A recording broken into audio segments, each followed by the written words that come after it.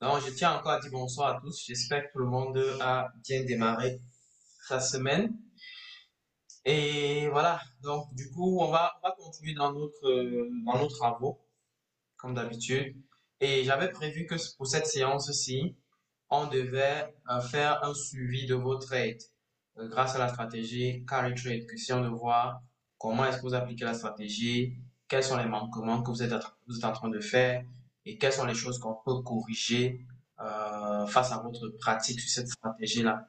Donc, je veux avoir vos avis personnels, chacun d'entre vous, et je veux voir chacun partager en fait les trades qu'il a pu prendre ici. Ça permettra à chacun de pouvoir voir, en tout cas, chacun va vivre l'expérience de l'autre et comprendre éventuellement sur quels éléments il doit encore travailler pour s'améliorer. C'est ça le point, c'est ça le but. Donc, n'ayez surtout pas peur de partager. En tout cas, j'exige au maximum que chacun partage ce qu'il a fait pour qu'on puisse euh, apporter un peu plus de lumière sur les éléments pratiques qu'il faut mettre en place. Donc, voilà. Donc, du coup, je ne sais pas qui est prêt à commencer, qui est prêt à partager son écran. Comme ça, on va directement démarrer.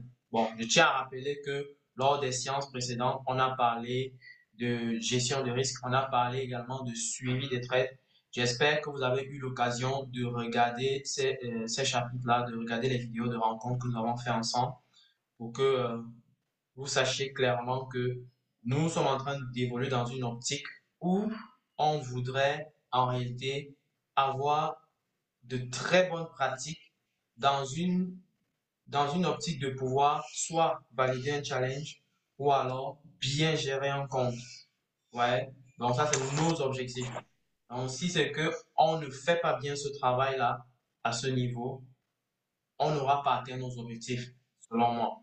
Donc du coup, il faut bien regarder ces deux chapitres-là parce que ça va être incontournable. Il y a des statistiques clés que vous devez maîtriser à la lettre, n'est-ce pas, pour pouvoir absolument évoluer. Donc, pour ceux qui n'ont pas regardé ce chapitre, je vous invite d'aller regarder ce chapitre-là. En tout cas, les séances que nous avons faites lundi et vendredi dernier. Voilà. Donc, du coup, pour celui ou celle qui est prêt, il peut me signaler directement. J'ouvre le partage des écrans et puis voilà, on peut engager les hostilités. Donc, laissez-moi savoir si vous êtes prêts.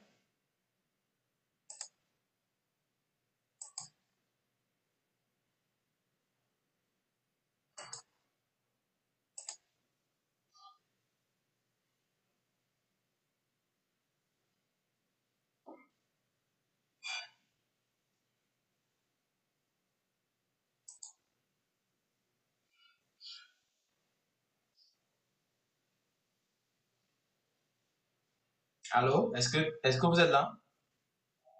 Nous sommes là, docteur, nous Oui, sommes là. oui, allô, C'est oui, vous que allô, j'attends, donc, hein. nous sommes. Oui, docteur, nous sommes là, hein. C'est quoi, vous n'avez pas pris des traits? Oui, Bon, on a pris des attends. traits. Mais c'est vous que j'attends alors.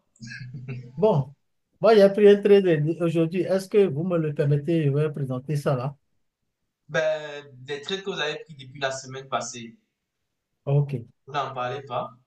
Je pense que depuis au moins une, deux semaines, vous prenez des traits sur la base de la stratégie carry trade, n'est-ce pas? Donc, du oui. coup, je m'attends à ce que vous partagez tout ça avec nous. C'est ça qui est important. Et j'imagine que, ayant pris des traits, si vous n'avez pas de questions, c'est que vous n'êtes pas en train de bien faire les choses, à mon avis. Vous devez avoir des questions, enfin des questions qui ont suscité votre curiosité. Je vais dire ça comme ça. Ok? Ou alors des éléments qui ont suscité votre curiosité et qui peut-être vous devez partager avec nous. C'est ça qui est très important dans le côté pratique. C'est pas juste je prends des trades et puis voilà, c'est tout. Observez le marché. Dès qu'il y a quelque chose qui attire votre attention, notez quelque part et peut-être, ou alors dès que vous remarquez quelque chose de pertinent, notez quelque part et prévoyez de partager cela en séance ou même dans le groupe directement dans le groupe WhatsApp. Ça permet toujours et toujours de comprendre les petits détails qui vont peut-être ne pas vous frapper là maintenant, mais qui vont extrêmement être utiles. OK? Je vais vous poser peut-être des questions pour pouvoir voir si vous avez fait des choses ou alors voir qu'est-ce que vous avez expérimenté concrètement. Mais c'est également via votre pratique que vous devez découvrir ces petits éléments-là aussi. OK? Que parfois vous allez négliger, mais dont je sais que si tu négliges, ça risque de te coûter cher. Oui, monsieur Dieudonné, je suis le docteur. Oui, bonsoir. J'ai pris certains traits Mhm, que j'aimerais partager, mhm, mais j'avoue que je n'en ai pas pris assez comme j'aurais voulu parce que vraiment trop pris mhm. par d'autres choses pardon, Oui, ces derniers temps. tu peux commencer par partager ce que tu as déjà appris. D'accord. C'est sur la base de ça qu'on va avancer. Ouais, ok.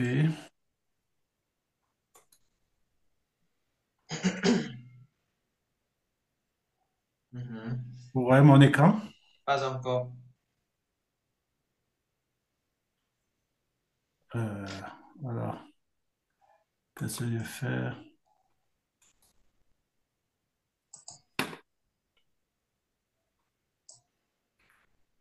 Mhm. Ça se voit déjà? Oui, ça se voit déjà. Par contre, chez moi, c'est touffu. Je ne sais pas comment faire. Comment Touffu, se dans quel fait. sens? Ben, j'ai à droite de mon écran, c'est ta photo qui s'affiche, donc ça prend beaucoup de place.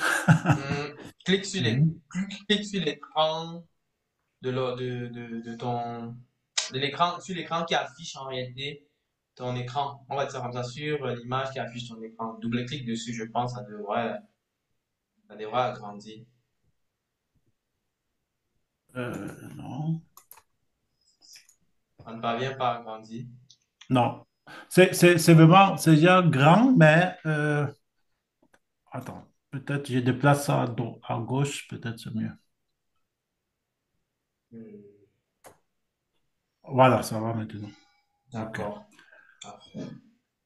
Voilà, j'ai pris donc quatre trades, un, deux, trois, quatre, cinq jusqu'à présent, Mhm, mais les résultats ne sont pas probants.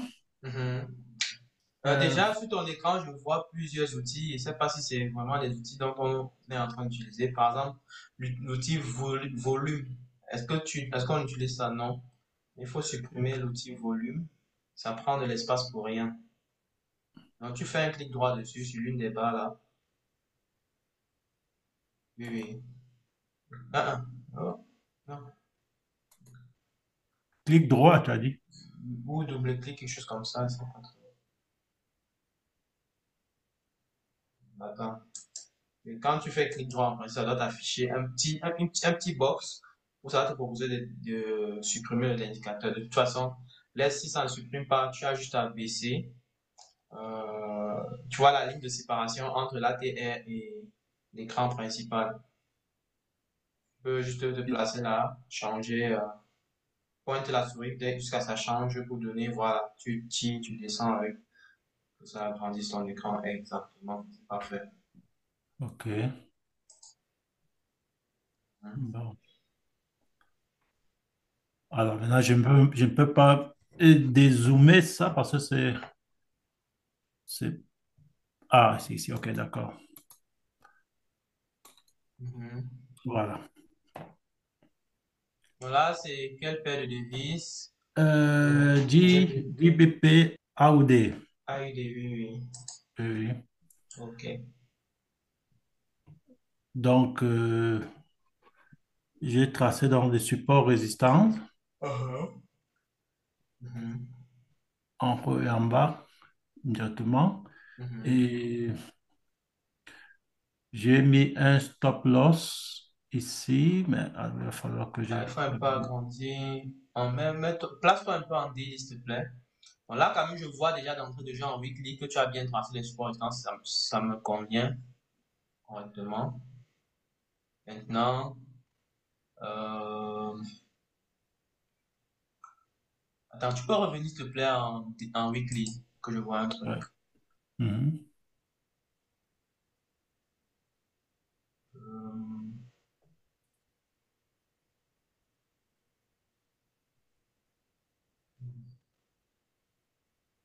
ok. Reviens maintenant en daily, tu as grandi un peu. On voit. Ok. Daily. Euh, Faut que tu as grandi un peu plus. Ok. Les lignes horizontales orange là, ça correspond à quoi?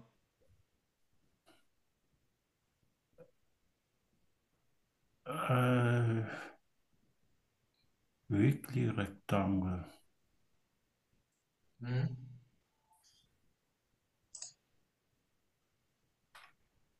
Les lignes Je horizontales pense que en couleur orange, ça correspond à quoi exactement? ceci, Oui, oui. Et l'autre plus haut. Hmm. ça c'est, j'ai tracé ça en daily, les supports résistance en daily. Hmm. Parce que ça Ah, c'est le weekly mhm. et ça c'était en daily, les plus petits là. Ok. Ok.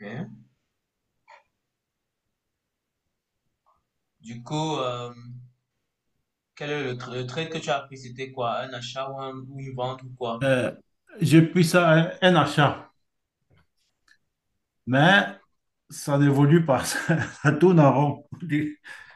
Pourquoi tu as fait un achat ici?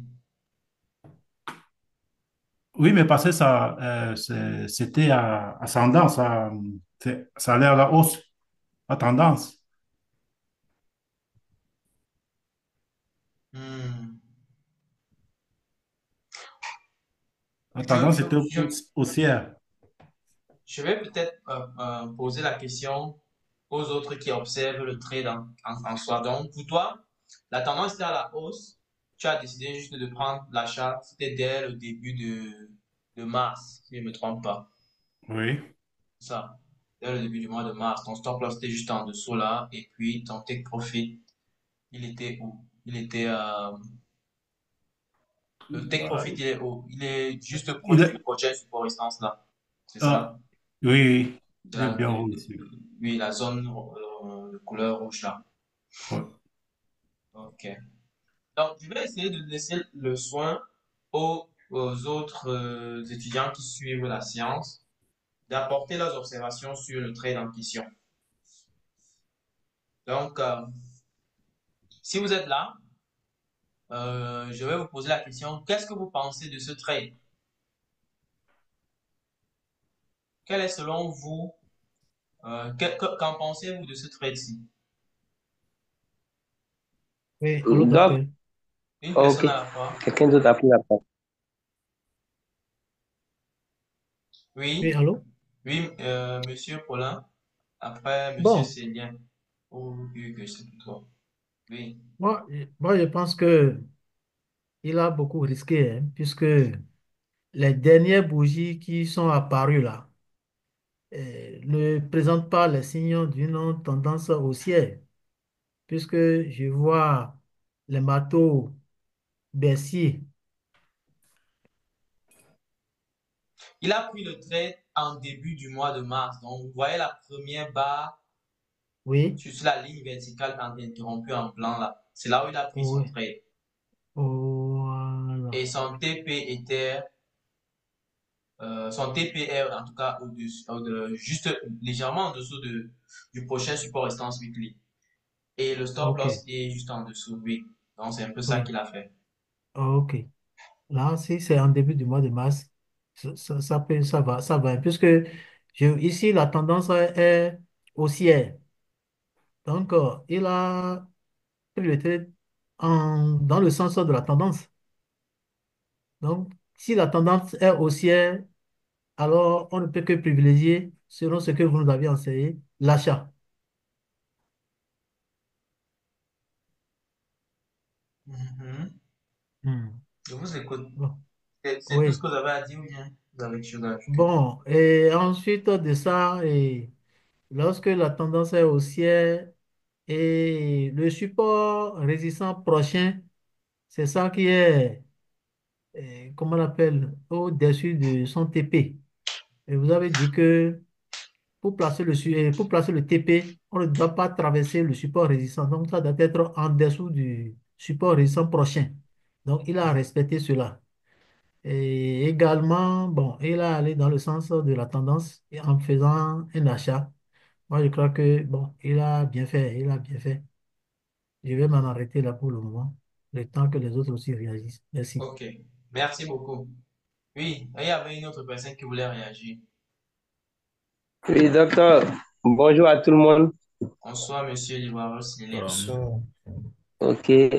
Donc, bon, moi, à mon avis, hein, à mon humble avis, si j'étais à sa place, j'allais pas prendre en réalité ce trade-là parce que pour moi, c'est pas un trade, c'est beaucoup plus de risques. Et puis, moi, c'est pas vraiment un trade de qualité parce qu'il a pris un coup de chemin. Voilà. Pour moi, il a pris déjà un coup de chemin. Il y a beaucoup plus de risques. Il y a beaucoup plus de risques. Et puis, l'autre chose aussi, c'est que, lorsqu'on regarde un peu la bougie qui a apparu juste après la bougie, la longue bougie là, c'est Mhm, beaucoup plus un marteau baissier selon moi. mhm. Donc, déjà, je constate que certainement, il y a une pression, il y a une pression baissière en fait. Il y a une pression Mais bon, vers là, le il avait bas. déjà pris le trade quand J'avais même. déjà pris. Oui, La oui, bougie, la bougie est effectivement. venue après. Il était déjà engagé. Voilà, Mhm, effectivement. Parce que déjà, lorsqu'on regarde si on essaie d'aller un peu en arrière, on voit que déjà, il y a un support résistance là qui n'a pas tracé. S'il avait tracé ce support résistance, il avait fait un peu plus attention selon moi, en fait. Il y a un support résistance là, c'est-à-dire lorsqu'on va dans la période de décembre 2024 en arrière là, on voit déjà là que à ce niveau-là, lorsque le prix est arrivé à ce niveau, le prix a eu tendance à baisser. Donc, je crois bien que s'il avait tracé ce support résistance là, ça allait le pousser à faire un peu plus attention. Voilà. Donc, moi, un trade comme ça, en carry trade au milieu, en plein milieu, moi, ça serait un peu compliqué, en fait. Voilà. très bien. Quelqu'un d'autre a Bonsoir quelque chose donc. à ajouter? Oui, monsieur Eddy. Oui, donc, oui, pour moi, je trouve que, comme a dit le frère, je voulais juste enrichir. Il fallait qu'il attende que ça arrive au sommet parce qu'actuellement, ayant pris le trade en chemin, actuellement, nous sommes déjà, il y a un engolfing baissier alors qu'il est, il est dans un achat. On voit que la tendance est en train, c'est en train d'arriver sur son stop loss. Alors, s'il avait attendu prendre au-dessus là, il pouvait suivre la tendance. Si peut-être il voulait sûrement faire un trade, s'il avait pris au niveau de l'engulfing, il pouvait À quel niveau? Quand tu bénéficier dis au niveau de l'engolfing, c'est où? C'est-à-dire, au-dessus là, au niveau des. Oui, où il y a, oui, ça c'est l'engulfing, non? Engulfing baissier. Ou c'est pas ça, tu donc. parles de la grosse bougie rouge, l'avant-dernière bougie qui est sortie là, c'est ça? Oui, il y a la verte et la rouge là, c'est ça qui font Exactement. l'engolfing. Ah, ok, Pardon? d'accord, je vois. Mhm. Oui, j'ai Donc, dit s'il avait pris assez.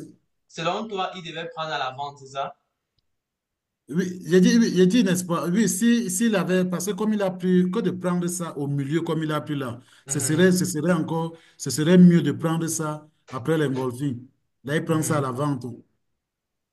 Ça, mhm. c'est ce que j'ai pu constater sur Ok, ce truc. Merci. très bien. Merci. Oui. Est-ce qu'il y a autre chose que on voulait ajouter? Allô? Oui. Oui, bonsoir, docteur. Bonsoir. Oui, bon, pour ma petite observation, je vais aller un peu dans le même sens que les autres étudiants. Il Mhm, n'aurait pas dû prendre ce trade en cours. Il aurait dû mhm. peut-être le prendre un peu avant au niveau du support résistance pour monter. Parce que en prenant en cours, il risque beaucoup. Il risque beaucoup. Et ça ne respecte pas la stratégie. Et, et de deux, bon, je pense que on a travaillé la stratégie de carry trade avec, il n'a pas minimisé les risques. Parce qu'avec la stratégie de carry trade, il devait utiliser au moins 3 TP pour essayer de minimiser les risques. Mais là, quand je regarde son trade, il n'y a qu'un seul TP. Bon point. Mhm. Euh, Bon, moi, Et, je l'aurais posé la question. Peut-être des autres trades ont clôturé, on ne sait pas. C'est lui qui doit nous dire. Est-ce que finalement, vous avez pris en plusieurs sous-trades, comme indiqué dans la stratégie? Euh, je crois qu'un trade a déjà clôturé. Je crois, mais Il faut je suis vérifier. pas. Si tu ne dois pas croire, c'est demandé par l'église. Ouais, il faut que je regarde ici, je sais pas. Voilà, il faut. Va dans historique, tu vois. Euh, ouais, Va dans historique, tu peux voir attends. ça. Maintenant, donc, Mhm. donc si effectivement le trade a clôturé, maintenant, pourquoi il n'est pas là à break-even? Il y a tout ça. C'est tout ça qu'on analyse. C'est l'analyse qu'on est en train de faire. C'est comme un review du trade de A à Z. Ouais, un Euh, peu. Donc, je vois un trade sur GBP, GBP AUD buy à quel prix? 2.0352 que vous avez pris qui apparemment a clôturé 0.352. 0.3 buy à, non, à 0.3, oui, 0.352, 0.352, c'est le take profit, c'était à 2, 2.05, 55, 85. ok, 0.352, oui, 0.3, je pense qu'il a pris plusieurs TP parce que je vois 0, 0.5, TP 0.558. 0,558. Donc oui, ça a clôturé quelque part en haut là. Je vois même le rouge là. Ça a clôturé là-bas, là où il y a la ligne jaune en haut là. Ah, orange là. Il y avait un TP là-bas. Mais est-ce que tu as placé 3 TP ou tu as Non, placé 2? non, c'est ici j'ai placé 2. Ici j'ai placé 2. Et c'était l'un de mes premiers trades. Donc, Oui. Et donc du coup, tu n'es pas passé à break-even. Pourquoi?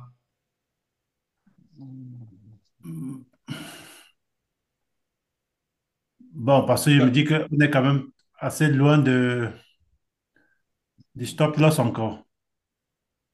Alors, quand le prix était loin en haut, au niveau de la ligne orange en haut là, c'est à Oui. ce moment-là que tu devais passer à break-even.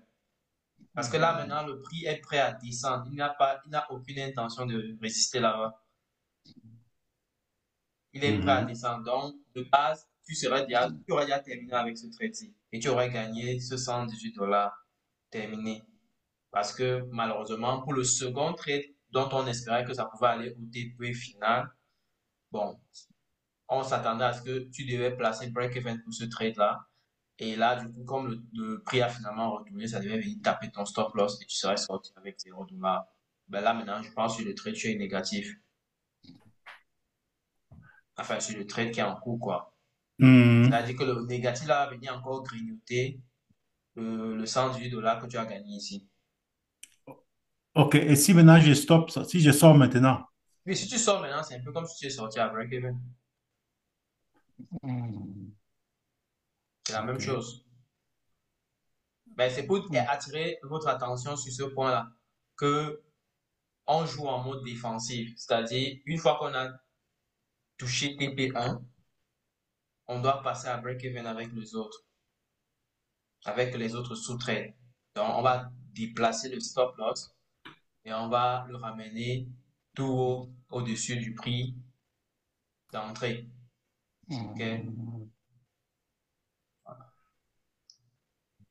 Ici, En principe, oui, en principe, c'est là-bas, mais je pense pas que ça va accepter parce que le prix est exactement au prix, euh, au prix d'entrée, quoi. Mhm. Essaye, il faut voir. Essaye. On va voir.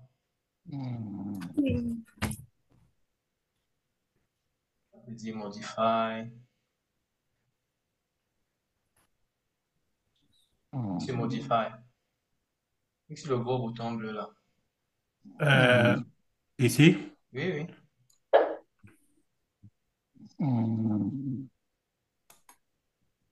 Je vais voir où est-ce que c'est parti. Ok. C'est parti? Il dit, je ne sais pas où est-ce que ton stop loss est parti.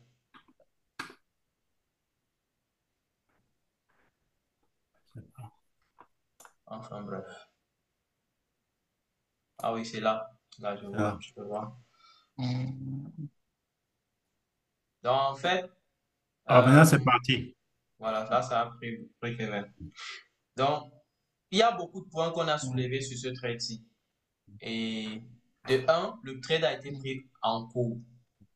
Il n'a pas été pris sur un support résistance. Il faut noter que quand j'ai présenté la stratégie carry trade, on prend les trades sur les supports résistance. On ne prend pas les trades en cours de chemin. Ça, c'est un point très important. En tout cas, la majorité des opportunités qu'on va prendre sont principalement des opportunités qu'on va identifier sur les supports résistance. Ça, c'est le premier point. Ok. Ok? Mhm. Donc, pour moi, de base, j'aurais soit attendu que le prix monte jusqu'au niveau de la zone rose en haut là, rejette, et puis je peux m'engager sur le trade. Peut-être je pourrais m'engager sur le trade avec l'engulfing qui est sorti là parce que quand on regarde un peu l'historique, c'est pour ça que je te demande de regarder, va un peu en weekly, tu vas voir que on avait rejeté quelque part aussi à ce niveau-là. Bon, c'est pour ça que je me questionnais sur le support résistance weekly qui est en haut là. Est-ce que ça a été bien placé? J'ai quand même l'impression que ça a été placé un peu trop haut. Tu peux dézoomer d'abord. Oui, dézoomer. Oui, dézoomer. Donc, en principe, là, je pense que le support résistance devrait être légèrement plus bas. Avec, tu vois, parce que ici, ça vient toucher à peine les mèches de la, tu vois, là où ça a d'abord fait un petit pic là. Mhm. Le pic, de l'avant-dernier pic. Voilà. Non, pas celui-là. Celui après. Celui en 2019. Viens, tu te déplaces vers la droite. Vers la droite. Tu te déplaces vers la droite. Ouais, il y a un pic au milieu là. Juste en dessous du même support restant. Ici, là? Non, pas celui-là, celui après. Mais il est un peu bas. Voilà. Tu l'as traversé. Ici. Reviens. Oui, celui-là, exactement. Là, quand tu traces le support restant, je vois que il frôle à peine les mèches de ce support restant. Pour moi, je voudrais qu'il touche quand même quelques corps de ces zones-là. Et si on voudrait que ça touche les corps, je pense qu'on devrait être tout autour de la ligne orange un peu plus basse là. Mhm. Donc, tu devrais déplacer, à mon avis, je pense, voilà, quelque chose comme ça. Peut-être tout autour de là, quelque part là. Voilà, exactement. Je reviens maintenant en daily.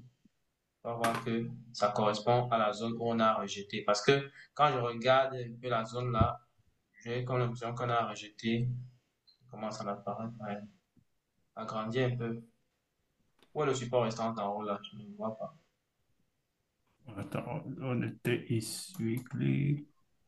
Mhm. Là, on Mhm. l'a déplacé. Tu reviens maintenant. En daily, tu agrandis un peu. Et puis, tu tires peut-être vers la droite là pour.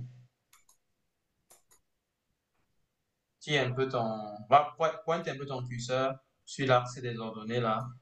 Et tu maintiens, tu tires vers le bas. Tu fais clic gauche, tu tires vers le bas. Ici. Voilà. Hop. Je ne vois pas le support restant là. Pourquoi ça n'apparaît pas partout? Il y avait un support restant ici, mais ça n'apparaît pas. En daily, ça veut dire qu'il faut peut-être voir comment activer tes supports restants là sur toutes les unités de temps. Et que l'impression ce n'est pas activé sur toutes les unités de temps. Hein? Reviens un peu en weekly, voir. On va essayer de faire ça. Double-clic sur le support restant en question. Double-clic, C'est le support. celui-ci. Non, c'est lui en haut, c'est lui en haut, c'est lui en haut.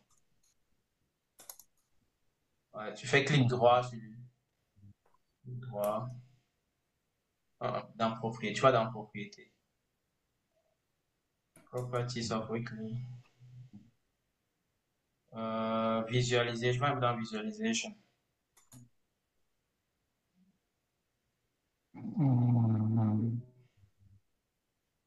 On voit bien que c'est coché partout là. All time frame. Pourquoi ça n'affiche pas? Ça, bien coché. Ok, c'est bizarre. Enfin bref, on va repérer ça avec la ligne orange à 2.0559 là. Donc on revient en daily. On va le repérer avec la ligne orange de 0.549. Voilà, ça devrait être quelque part juste là-bas. Voilà. Ouais. Voilà. Donc, et justement, tu vois, le prix est très facilement venu là-bas à rejeter déjà, à faire un excellent engulfing. Et c'est après l'engulfing là, comme Monsieur Eddy a mentionné, que tu devais prendre la vente direct. Donc, pour moi, le trade n'était pas à l'achat ici. Le trade était principalement à la vente. D'abord, en tout cas, on se rapprochait très fortement d'un support résistance daily. Et une fois qu'on est atterri sur le support résistance, on devait attendre maintenant le rejet pour un retournement. Donc, une fois que tu avais ce rejet avec l'engulfing, tu peux agrandir légèrement, s'il te plaît. Mhm. Donc, voilà l'engulfing qui est sorti. Il y a même un marteau baissier d'abord, puis un engulfing. Si tu regardes bien sur la ligne orange en haut là, on a eu un marteau rouge. Ensuite, on a eu une bougie verte. Après, on a eu une grosse bougie rouge maintenant. Oui, mais docteur, est-ce qu'on peut argumenter comme ça? Parce que, comme je disais, il y a d'abord eu un premier truc qui a pris. Donc, c'était effectivement à la hausse. Mhm, Et l'argumentation qu'on est en train de faire, c'est... mhm, Bon, ça va dans le sens que si je prenais, disons, le trade, un nouveau trade, mhm. il aurait été effectivement à la vente, tu vois. Mais Justement. comme j'ai pris ça Mhm, ici au départ, mhm. donc tout mon raisonnement partait du fait que, bon, ça allait continuer jusqu'à... Jusqu'au support restant en haut. Voilà. Hmm. Le problème, Donc, c'est que on hmm. avait déjà engagé énormément l'impulsion. Voilà. Tu vois, regarde bien depuis où est-ce que la hausse là a démarré. Ça a démarré depuis quasiment Ouais, ouais, c'est... mi-février. Oui. Donc, prenant ça en masse là-bas, pour moi, je pense que c'était un risque. Pourquoi? Oui. Parce que l'impulsion était déjà trop élevée et quand je vois ça, je m'attends à une correction. Ça, c'est sûr. Hmm. Je m'attends à une Oui. correction. Sinon, j'attends tout simplement que ça continue jusqu'à ce que ça arrive au support résistance prochain. Et là, je peux Hmm. voir si je peux prendre le trade. Donc, le risque qui était ici, c'était que tu prennes le trade et qu'on fasse directement une correction. Un peu, tu vois comment on a fait la correction en fin décembre, là. En fin décembre, début janvier 2025, là. C'est ça, Mhm. tu pouvais avoir facilement un truc comme ça, là, après avoir pris le trade là où tu as pris. C'est ça le danger avec le trade en question. C'est pour ça que les gens disaient que c'était risqué. Donc, Mhm. donc, pour moi, quand tu vois qu'on a déjà beaucoup engagé avec une impulsion comme ça sur une longue période, de préférence, il faut patienter. Sache que soit c'est que le prix va retourner d'abord, chuter avant de remonter, soit il va aller chercher le prochain support résistance et il peut se retourner. Donc, donc ce qui s'est passé, c'est qu'il a continué, il allait vers le support résistance en haut et il est en train de marquer des intentions de retournement. C'est ça qui dit que Mhm. le trade qui devait être intéressant, c'est d'attendre, enfin le scénario, enfin on avait nos deux scénarios. Soit c'est qu'il chute, il revient peut-être à 1,99 là, Mhm. et s'il fait des signaux de pression aussi, on achète. Soit c'est qu'il monte maintenant au niveau de 2.0549 et il rejette, marque des signaux de pression baissier, et là on fait les ventes. OK. Donc, c'est ça en fait. Là, tu as pris un coup de chemin, en milieu de chemin. C'était pas sur un support résistance. C'est vrai, c'était sur une tendance, mais c'était pas sur un support résistance. Ça aurait pu se retourner très facilement. C'est ça Mhm. l'inquiétude sur le trade. OK. Bon, heureusement, c'est sorti positif, mais ce ne sera pas tout le temps positif. Ça, je peux te garantir. Ah. Oui, oui. Je peux te garantir l'autre là. OK. Donc, ce qui fait que, pour moi, enfin, on est là pour améliorer, tu vois un peu. Donc, Mhm. donc l'idée, c'était ça. Donc, les deux scénarios là, c'était ceux qu'il fallait considérer. Donc, N'oublie pas surtout qu'on veut prendre les trades sur les supports résistance pour renforcer l'idée ou alors l'intention d'un éventuel retournement sur le marché. OK. Voilà. Voilà, on veut prendre avantage de ça. Ok, ça c'est ça. En tout cas, c'est intéressant. Euh, Maintenant, une fois qu'on a pris le trade, il ne faut pas oublier aussi qu'on doit prendre le trade. Ça, c'est valable pour tout le monde. On doit prendre le trade en trois sous-trades. Ok? Donc, TP1 est égal à la distance au TP final divisé par 3. TP2, c'est égal à 2 fois la distance au TP final divisé par 3. Donc, ça se place à 2 tiers de la distance en réalité. Donc, du coup, quand on place ça bien, je pense que on peut s'en sortir gagnant. Et quand on a clôturé l'un de nos TP, on peut maintenant passer à break-even pour bloquer l'intention que le prix peut se retourner et nous faire perdre de l'argent jusqu'à grignoter les gains qu'on a réalisés finalement. Donc, c'est ça. Donc, c'est tous ces petits détails-là qu'il faut garder en tête. Mhm. Et D'accord. il faut peut-être que vous fassiez un fichier. Je vais préparer un fichier pour ça. Je note bien les étapes là, pour que ce soit clair pour tout le monde. Sinon, on va faire un truc, on va oublier l'autre après. L'autre qu'on va oublier qui va nous coûter beaucoup d'argent. Ouais. Donc, je vais faire un fichier, un petit truc, une petite checklist simple pour que chacun sache que oui, voici, je dois faire X, je dois faire Y, je dois faire Z, ainsi de suite, jusqu'à ce que tout est clean pour montrer. Hmm. Ok, merci pour le partage. C'était un bon partage, ça. Ça a permis de soulever beaucoup de points et on espère que pour les prochaines fois, vous allez vous améliorer. Bon, déjà, avant de prendre un trade, prenez toujours le soin, selon moi, de définir quel est votre scénario sur ce trade, le scénario que vous voulez trader. Mhm. Faut bien définir le scénario. Quand je définis un scénario, c'est que tu dois définir le potentiel chemin que le prix peut prendre. Ça, c'est à l'avance. Selon toi, sachant que le prix est à tel niveau, quel est le chemin qu'il peut éventuellement prendre? Tu peux arrêter un peu le partage. Je vais montrer un truc rapidement. Hein? Je peux arrêter? Le partage, oui, oui. OK. Comme ça, je vais montrer un truc. Alors, comment je fais? Il y a un bouton rouge là, je crois, stop sharing, something like that. Mute. C'est au milieu, c'est en haut au milieu là. Arrête. Ouais, si c'est en français, c'est arrêter Ah, de OK. partager. Ouais, Voilà. OK. Mhm. Ok. Donc, imaginons un seul instant que voici notre graphique. Hmm. Mhm. Voici notre graphique. On est sur le GBP USD en weekly. Ok. Mhm. Et je veux prendre ce trade.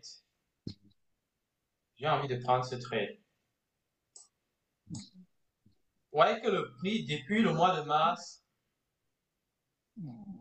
est allé très fortement à la hausse. N'est-ce pas? Et au fur et à mesure, on est en train de se rapprocher de ce support résistance-ci. On se rapproche de plus en plus de ce support résistance. Moi, voyant cela, comment est-ce que je définis mon scénario? Moi qui veux trader le GBP USD. Je peux définir comme premier scénario, c'est que le prix va arriver ici. Il va rejeter parce que dans le passé, il a fait quelque chose de pareil. Vous voyez que ici, dans un passé, l'année dernière, l'année d'avant, en 2023, en 2024, on a rejeté sur ce niveau, sur cette zone de prix ici. OK? On a rejeté et on est retourné pour aller vers le bas. Donc, pour moi, mon intention, c'est que si le prix arrive là, si le prix arrive là, je vais revenir en daily. Je baisse comme ça. Si le prix arrive là, il marque des signaux de pression baissier, marteau baissier, engulfing baissier. Là, je peux prendre la vente pour espérer descendre avec lui sur toute la ligne. Si il ne marque pas assez de signaux de pression baissier et qu'il perce finalement, il traverse le support restant ceci brutalement, je vais attendre éventuellement une correction ici, sur la zone ici, pour pouvoir maintenant prendre l'achat. Voilà mes deux scénarios. Ou alors, je peux ajouter un autre scénario. C'est que si on descend très rapidement, je vais l'attendre quelque part ici, pour peut-être prendre un achat et monter avec lui. Donc voilà mes trois scénarios pour faire simple. C'est comme ça que moi, je définis mon chemin potentiel que le prix peut prendre. Donc, le point important que je vais garder en tête, c'est d'observer déjà comment est-ce que le prix se comporte. Bon, visiblement, le scénario où il peut descendre là pour le moment n'est pas envisageable. Donc, je vais même enlever ça d'abord. Donc, ce que je peux envisager, c'est les deux scénarios-ci. Le scénario 1 et le scénario 2, où on continue la hausse.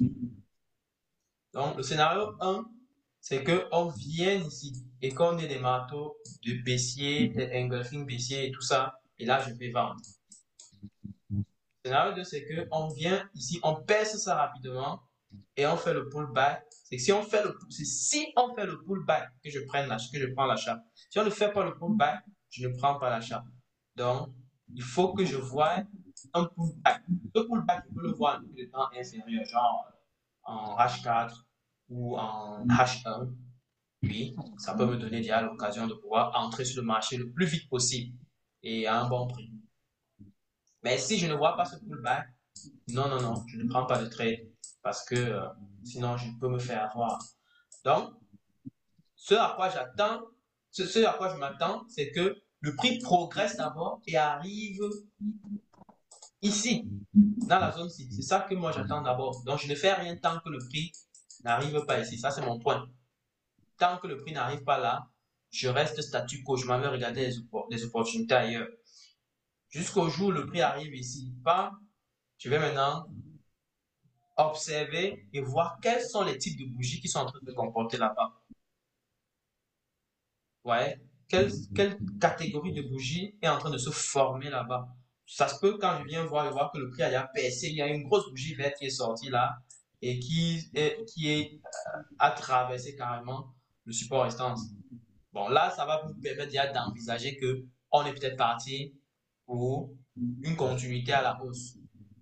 Mais si ce n'est pas le cas, si c'est que je vois le prix tourner trop en rond ici, là, dans la zone-ci, là, je peux envisager que le prix peut finalement se retourner.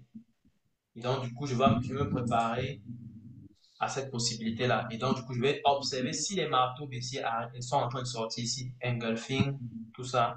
Et si ça sort, c'est là où je m'engage maintenant à la vente. OK? Est-ce que je me fais comprendre sur ces points-là? Donc, à chaque fois que tu viens sur le marché, tu dois déjà, à l'avance, avant même de prendre le trade, quand tu fais ton analyse, tu dois déjà à l'avance définir ce type de contexte potentiel que le prix peut développer. Oui, monsieur Joël.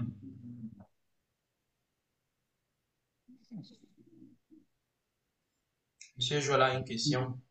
Il a levé la main.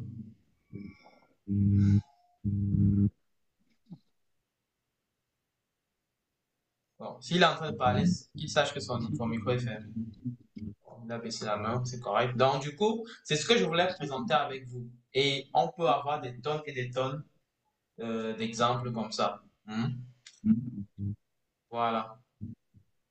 Voilà. Qui voulait passer en Allô? second? Oui, Allô? oui.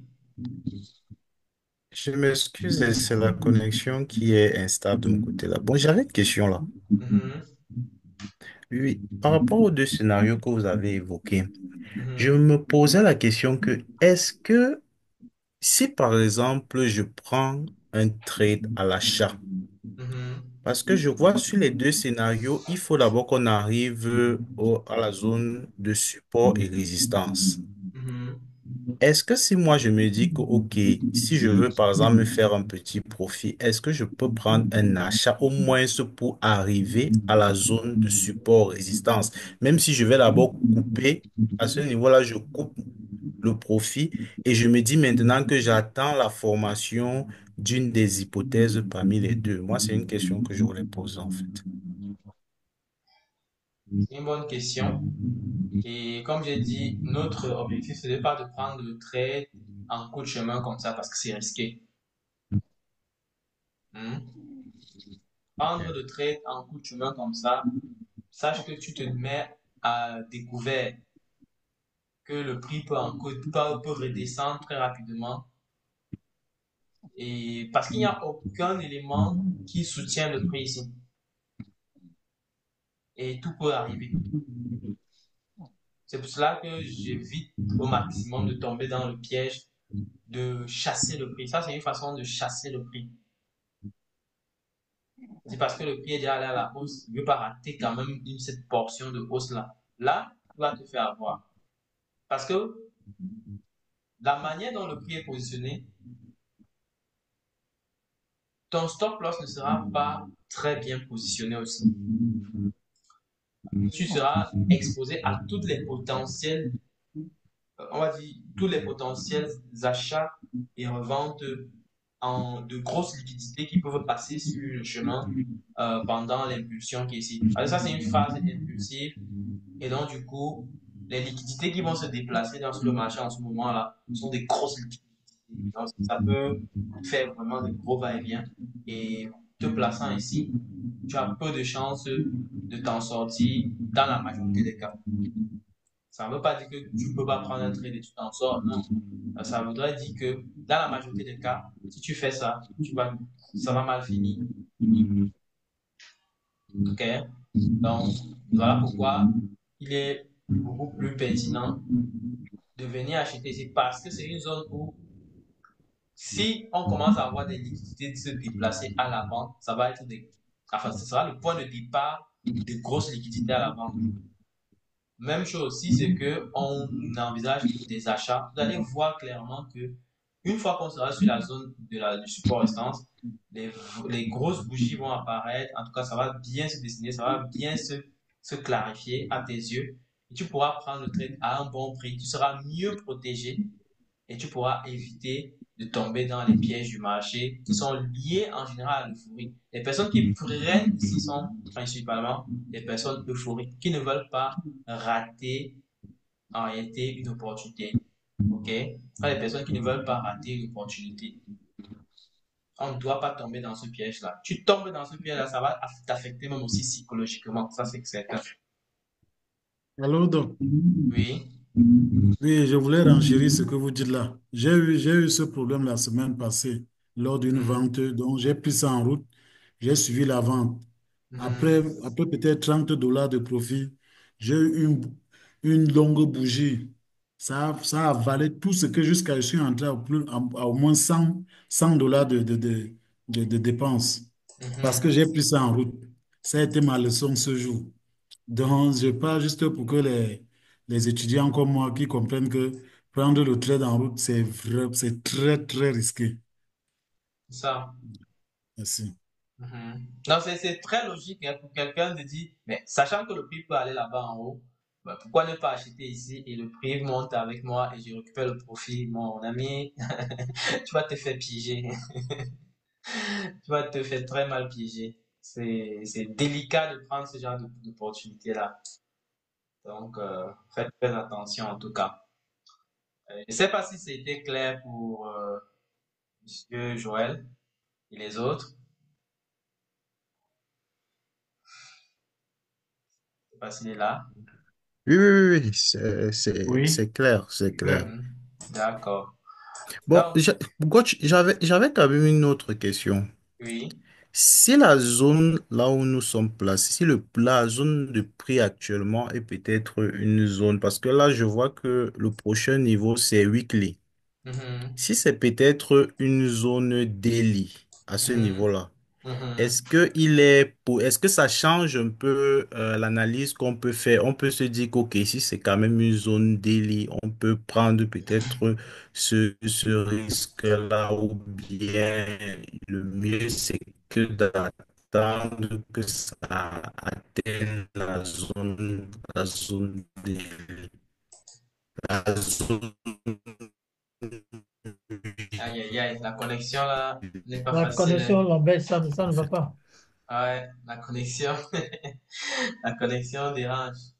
Oui, j'ai compris peut-être son point. Il disait que est-ce que si on était sur une zone délit, ça pouvait nous donner l'occasion quand même de prendre le trait. Et pour résumer, hein, sauf si j'ai échappé à un élément de sa préoccupation. Mais en réalité, encore une fois, moi je dis, la stratégie, elle est simple. N'essayons pas d'apporter des artifices qui ne vont pas nous aider. OK? N'essayons pas d'apporter des artifices qui ne vont pas nous aider. On reste sur des supports restance weekly et nos opportunités vont venir de là. Et a priori, nos opportunités vont en général être des opportunités de retournement sur le marché. Vous voyez comment le prix, lorsqu'il est arrivé ici, c'est depuis le 10 janvier même. Et c'est vraiment long, hein. Depuis le 15 janvier. Depuis, voilà. Depuis le 16 janvier. Le 16 janvier, on ne fait que monter. On ne fait que monter, on ne fait que monter. Quelqu'un qui avait pris ce trade-ci, bien, je ne pense pas qu'il devait avoir des soucis. Parce que on voit très bien que depuis, ça fait il y a un mois et demi, ou 2 mois, oui, 2 mois net, que le trade s'y en cours. C'est des trades simples. En fait, c'est pas compliqué, en fait. Le truc, c'est de pouvoir patienter. Que le truc fonctionne, fonctionne, fonctionne. Et aussi, le truc, c'est de pouvoir patienter, que le prix arrive sur le niveau qu'on souhaite. Je peux ajouter une version de cette stratégie où je vous dis de prendre des trades sur les niveaux daily que vous allez tracer. Mais ça, je sais déjà d'entrée de jeu que en ajoutant cet artifice-là, ça va apporter encore un taux, ça peut apporter un taux de sélection médiocre. Parce que les gens vont tracer des supports parfois inutiles parce qu'ils veulent prendre des trades. Or, ici, on a peu de trades, mais ces trades sont de haute qualité si on sait bien les repérer. Et c'est des trades qui vont, enfin, ça, c'est une stratégie qui va beaucoup plus vous demander d'être patient. Patient pour attendre que la bonne opportunité vienne à vous. Ça, c'est la première des choses. Et patient que le trade que vous avez pris atteigne son objectif. Parce que de base, un trade qu'on a pris ici, par exemple, celui-ci, on le prend ici. Notre objectif, c'est qu'il arrive là-haut. Si tu es même fatigué, tu peux sortir ici si tu veux. Mais notre objectif, c'est d'atteindre là-haut. OK? Sachant que l'ATR en daily, là, ça donne même quoi?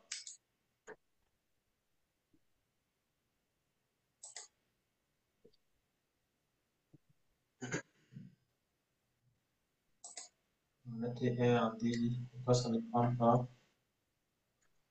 L'ATR en daily sur le GBP USD, ça donne combien, s'il vous plaît? Quelqu'un peut m'aider? Donc, parce que là, ça ne prend pas. Donc, je sais que ça tourne autour de 100 pips, quelque chose comme ça. Donc, avec ce trade-ci, sachant que l'ATR en daily pourrait tourner autour de 100 pips, tu serais déjà un, à un risque reward de 700%, pratiquement 800%. De 800% par rapport au take profit final. Et tu aurais peut-être récupéré une partie des profits ici. Tu vois. Après, tu récupérais une partie des profits quelque part ici. Donc, tu pourrais placer ton TP1 par exemple, un tiers du chemin, deux tiers du chemin, et le troisième TP serait ici. Tu sortirais clairement bien profitable sur ce trade. Mais le prix à payer, le sacrifice à faire, c'est d'apprendre à être patient. Ça, le sacrifice à faire. En tout cas, pour cette stratégie, pour cette approche. Tu n'es pas patient, tu n'auras rien. Donc, fortifiez votre patience que de forcer des trades que vous allez prendre en coup de chemin à gauche à droite. C'est bien beau, mais ça peut vous coûter également cher. Parce que ce que vous évoquez, enfin ce que monsieur Landry évoque, c'est aussi quelque part un élément qui vient soupçonner une non-patience. Hmm. C'est un élément qui vient soupçonner la présence de la non-patience. Donc, plus tu vas travailler ce côté-là, à mon avis, tu vas pouvoir t'en sortir. Donc, il faut y penser. En tout cas, c'est valable pour tout le monde. Je ne sais pas si je me fais comprendre ce point-là.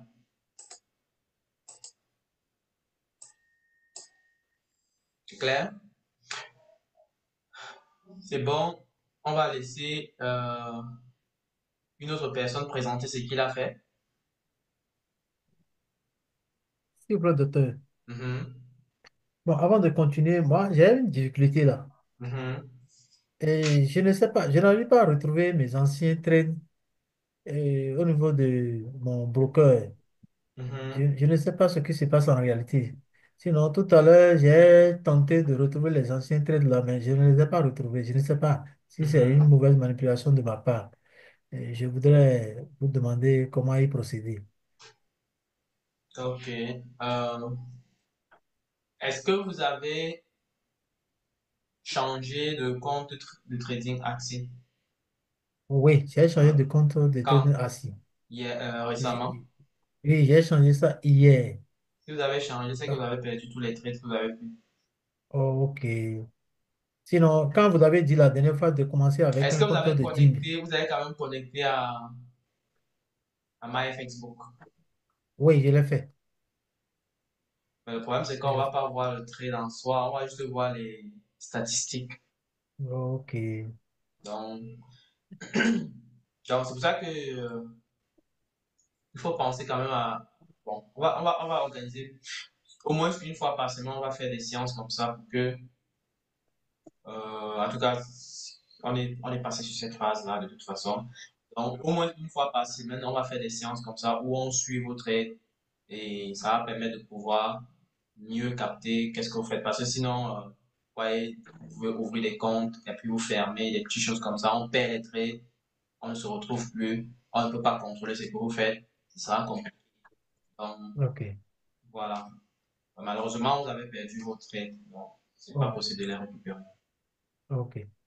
Puisque c'est tout un nouveau compte qui n'a rien à voir avec les trades que j'avais pris. Les trades Les que j'avais traits. pris, c'était sur un autre compte, en fait. Hmm. C'est ça le point. Bon, j'ai compris, docteur. Hmm. Pas grave, pas grave. Allô, docteur? Oui. Oui, je pense que moi-même, j'ai eu ce problème de nouveau compte là. Parce qu'en Mhm. réalité, j'ai pris les trades depuis pratiquement une semaine et ça suivait son cours normalement. Mhm. Mais aujourd'hui, en allumant mon ordinateur, j'ai constaté que mon compte démo était arrivé à expiration et tous les trades étaient partis. Bon, Notez, je ne quand vous parvenais. ouvrez un compte démo, notez quelque part la date que vous avez pris, la date que vous avez ouvert. En principe, vous ne devez pas oublier ça. Donc, ça vous permet de savoir quand est-ce que le compte va être expiré. Bon, ça, c'est pour ceux qui utilisent Axie, bien sûr. Donc, ça, en général, c'est 30 jours. Donc, si par exemple, j'ouvre un compte le 17 mars aujourd'hui, je sais que le 17 avril, mon compte sera expiré, ou même le 16 avril à une certaine heure. Donc, du coup, c'est ce qui va arriver. OK? Donc, soit vous pouvez ouvrir un compte démo sur. Mais je préfère Axie quand même parce que de la possibilité de renouveler, c'est bien, indéfiniment et facilement. Soit vous faites ça sur XM. XM ne va pas peut-être bloquer, enfin, ne va pas demander l'expiration, sauf si tu enfin, ne va pas expirer ton compte après un certain temps. Sauf si tu ruines tout le compte démo, quoi. Hmm. Donc, si tu ruines tout le compte démo, ok, là, tu es obligé de prendre un nouveau compte. Mais avec Axie, 30 jours, il te renouvelle le compte, en fait. Mais je pense que c'est toujours un bon deal parce que ça te permet de t'évaluer à chaque fin de mois. Genre, tu as commencé au début du mois, c'est que fin de mois, tu dois voir comment est-ce que tu t'es comporté. Et pour cela, quand tu ouvres un nouveau compte de démo, tu connectes ce compte-là directement d'abord à la plateforme MyFXbook pour avoir tes statistiques, hein. Et maintenant, tu prends les trades et tu suis. Comme ça, non seulement tu as tes statistiques qui vont rester là, présents, même si c'est que le compte a expiré, mais aussi tu prends tes trades et tu suis aussi le cours. Bon, maintenant, l'idée de prendre les trades, tu suis, c'est pour aussi après analyser de fond en comble, un peu comme on est en train de faire euh, pour les trades que vous avez pris pendant le mois en question. Donc, à côté maintenant, on a les statistiques qui nous permettent de savoir comment est-ce que tu as progressé, comment tu as géré le risque, quel était ton drawdown, comment est-ce que tu as géré le profit factor, ainsi de suite. Donc, du coup, c'est tout ça qui va aider, quoi. Mhm. Tout ça qui va aider à s'améliorer. Donc, maintenant, c'est à vous de faire le choix. Bon, malheureusement, ça s'est arrivé. Qu'est-ce qu'on peut bien faire? Tout ce qu'on peut faire, c'est que quand vous prenez les trades, on va éventuellement suivre au moins ce que vous avez fait une fois la semaine. Maintenant, après, à la fin du mois ou alors aux 2 semaines, on verra. Je pense à la fin du mois, c'est toujours bien. J'ai toujours fait à la fin du mois et je vais essayer de voir si je peux ajouter la fréquence pour pousser un peu pour les étudiants à être dans une bonne dynamique forte. Donc, à la fin du mois, on peut commencer au début, à la fin du mois, de voir quelles sont vos statistiques sur MyFXbook. Donc, par exemple, à la fin de ce mois, on peut commencer à regarder les statistiques pour quelques-uns d'entre vous. Et puis après, on va progresser. Maintenant, on va peut-être aller aux 2 semaines pour voir comment est-ce que ça évolue et comment est-ce que vous pouvez vous améliorer pour changer les choses pendant le mois, quoi. Mhm. Donc, bon, c'est arrivé, on peut rien faire. Donc, vous avez aussi ouvert un autre compte démo, c'est Oui, ça? oui, j'ai ouvert un nouveau compte. J'ai ouvert un nouveau compte démo. Ok. Bon, il faut connecter le compte à MyFXbook déjà. OK. Voilà, ça va vous aider à avoir vos statistiques. Donc, si tu n'as pas suivi le chapitre récent, il faut aller sur la plateforme de cours et tu verras l'application qu'on a faite récemment, vendredi dernier. Et tu peux regarder ça. OK. OK, allô, docteur. Oui. Oui, j'ai aussi fait un constat par rapport à la stratégie Carry Trade. Bon, Mhm. en réalité, je me rends compte que la stratégie elle est vraiment efficace. Mhm. Elle est vraiment efficace. Mais cependant, j'ai l'impression que elle a, cette stratégie a tendance à nous rendre un peu paresseux. Ah En fait, bon? pour moi, en ce qui me concerne.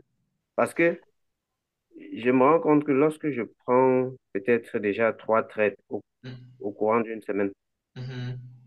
si elle passe déjà 2 semaines sans qu'un trade ne clôture, je ne peux plus prendre un autre trade. Et Mhm. ça m'amène à ne pas beaucoup travailler. Mhm. Oui, donc c'était un peu, C'est un peu ta préoccupation. oui, c'était un peu ça. C'était un peu ma Oui. préoccupation. Pour moi, c'est une stratégie que, par exemple, quelqu'un a un compte de trading. Supposons que tu as un compte de trading, supposons même de 10 000 $, hein, prends un truc comme ça, tout bêtement, que tu veux fructifier calmement, sans toutefois trop te stresser, sans toutefois trop te stresser, et ayant une bonne gestion de risque. Je pense que en supposant que tu as un travail, en supposant que tu as une occupation à côté, tu es entrepreneur, tu as une entreprise que tu gères, ça c'est la stratégie qu'il faut aller avec. Pas besoin de plus que ça. Et c'est efficace. Hmm. Il y aura des périodes où tu auras beaucoup d'opportunités. Il y aura des périodes où tu n'auras pas beaucoup d'opportunités. Le truc, c'est de ne pas être tout le temps sur les marchés. Et encore une fois, comme j'ai dit, c'est de sélectionner la qualité. D'accord? C'est vrai, ça donne l'impression qu'on est paresseux, mais ça, ça développe également une discipline dans ta méthodologie de trading. Parce que le drame dans l'univers du trading, c'est que beaucoup sont un peu sous l'adrénaline. Ça, c'est le drame Non, sur le justement, c'est marché. ça. Beaucoup sont sous On va être tout le l'adrénaline. temps sur Donc, le on marché. veut bombarder le bouton buy et sell là, à chaque seconde. Et c'est ça qui dérange.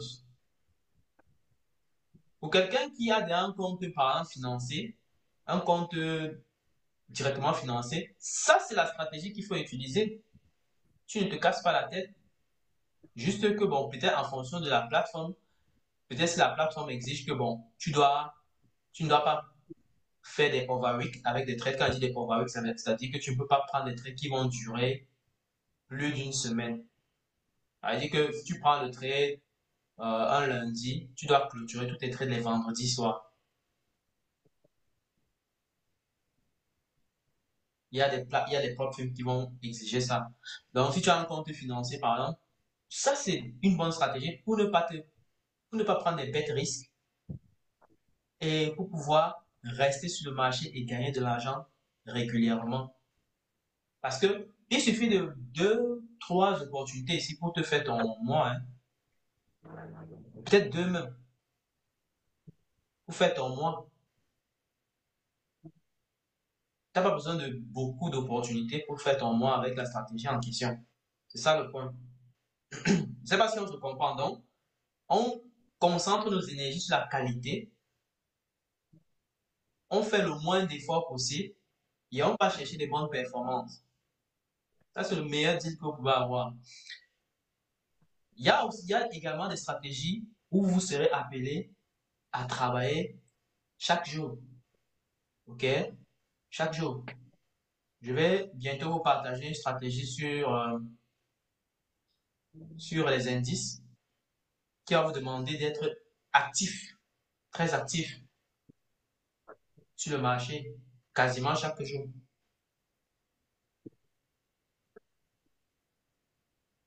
Et vous allez voir la différence entre les deux contextes. Et moi, personnellement, avec mon expérience, moi, je suis trop à l'aise avec ce genre de stratégie. Pourquoi? Ça me prend moins de temps et ça permet de gagner de l'argent, simplement. OK? Donc, Ok, docteur.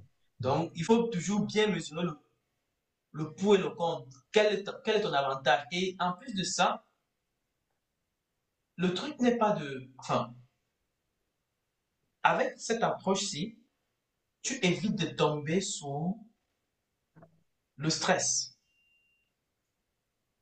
Tu évites de tomber sous le stress. Et je vous ai déjà expliqué que quand tu es stressé sur le marché, sois-en sûr d'une chose, tu vas prendre de très mauvaises décisions.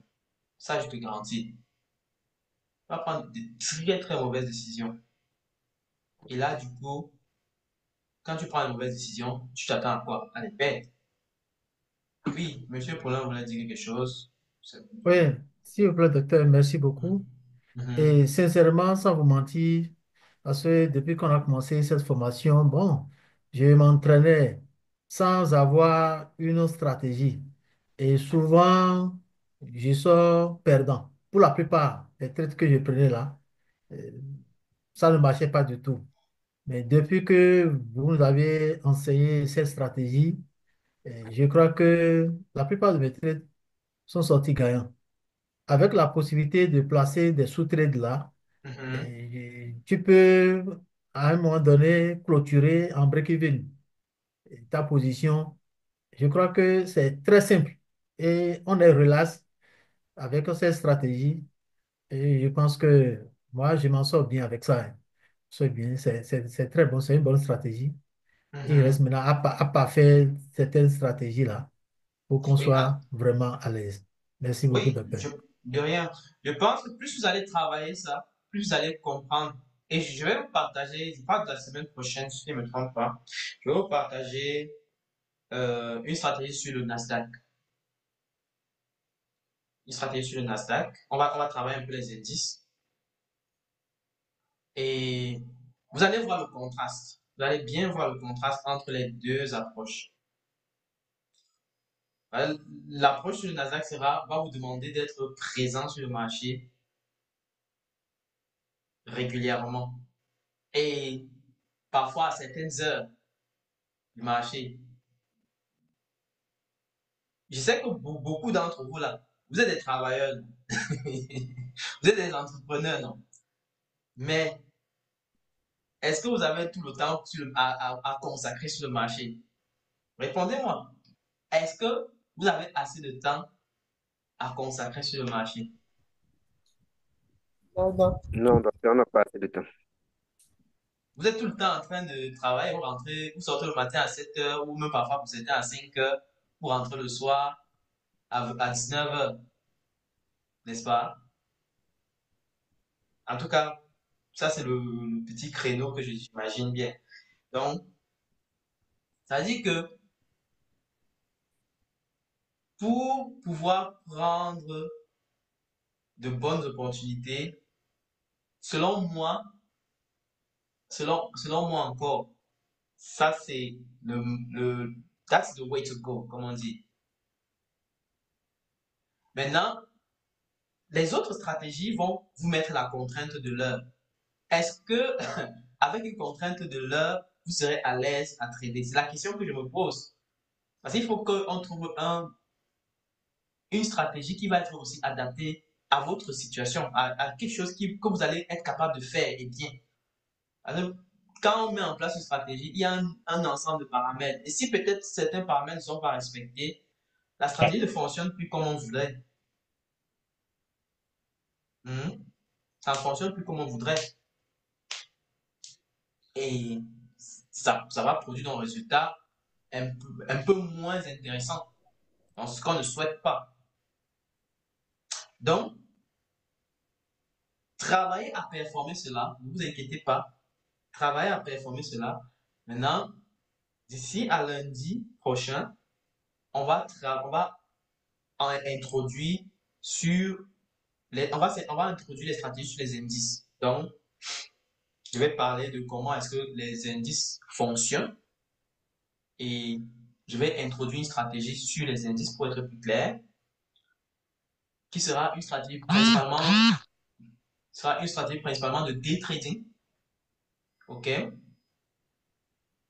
Et là, vous allez être bien chaud sur le marché. C'est ce que Alors vous donc, souhaitez. Et vous allez me dire après. alors donc, Oui. oui, donc, s'il vous plaît, je voulais savoir pourquoi est-ce que vous ne parlez pas des bons de trésor ou c'est pas très bien parce que je vois souvent des petits documents sur les bons de trésor. Mhm. Je ne sais pas si, On peut parler, mais ce n'est pas dans mon champ du programme ici. On peut en ah, parler ok, peut-être de manière. je comprends. Je Mhm, comprends. Donc, déjà, je ne connais même pas mhm, ces indices parce que j'ai cherché ça déjà sur le MetaTrader. Je n'ai pas trouvé. mhm. Hmm. Non, tu vas pas trouver ça sur MetaTrader. Ça, c'est impossible. Tu vas trouver Ah, les bons de trésor, c'est des titres. Ce sont des titres de l'État que tu achètes. ah, Mhm. ok, On dit les ok. bons de trésor, c'est des titres de l'État que tu achètes et qui vont être valorisés à un taux d'intérêt. Et je crois actuellement, ça tourne autour de, quand tu achètes des bons de 10 ans, ça te donne quasiment 4,5% en termes d'intérêt. C'est un peu comme si tu avais mis de Ah, l'argent en banque pour un taux d'intérêt de 5%, quoi, ok. quand tu achètes un bon au trésor. Donc, c'est beaucoup plus en bourse alors. Oui, c'est en bourse, mais c'est pas vraiment en bourse. C'est des titres. Il y a des gens qui vendent, même dans certains sites, des bons de Ok, trésor. Genre, c'est des papiers.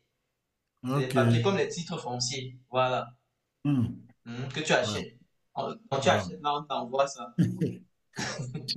On t'envoie ça, tu peux signer les papiers, tout ça, et tu as ça chez toi. Tu as stocké ça Ok. quelque part chez toi. Maintenant, le jour où tu veux maintenant avoir la liquidité. Parce que quand tu as ça à la maison, tu sais que de toute façon, les taux d'intérêt ne varient pas beaucoup. Ouais, Donc, ouais, ton argent ça est c'est vrai. conservé avec un taux d'intérêt de 5%, 4%, 5% l'année. Donc, Ok. non, maintenant, quand tu vas avoir Ok. l'électricité, tu peux maintenant aller placer ça aussi sur le marché comme un titre foncier que tu veux Hmm. vendre.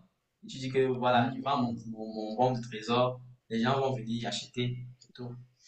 Mhm. Je comprends, je comprends. Merci, merci. Merci. Mhm. Voilà. Donc, qui voulait nous partager quelque chose encore aujourd'hui? On n'a pas beaucoup partagé. Est-ce qu'il y a quelqu'un qui a pris des trades sur le marché et qui voulait nous partager ce qu'il a fait?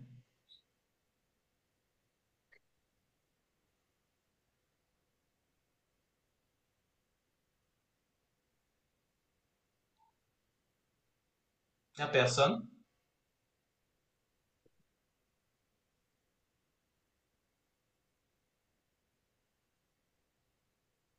Alors, docteur, Oui. oui, bon, c'est vrai que je n'ai plus les informations sur le trade parce que le compte entier arrive à expiration, mais je ne sais pas, je peux quand même revenir sur le graphe pour qu'on Mhm. essaie Oui, de voir. oui. Mhm. Tu veux OK. nous partager ça? Ouais, bien. Mhm.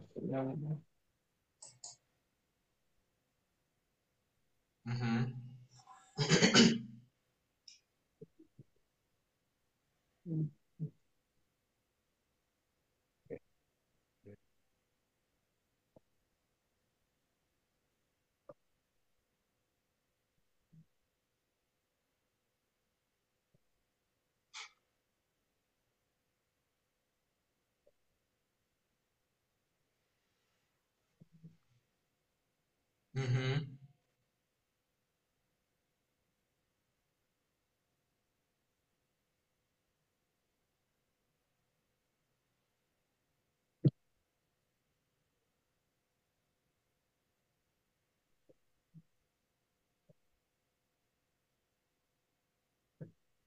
Allô? Oui, oui. Je ne sais pas si mon écran se voit. Oui, on voit ton écran.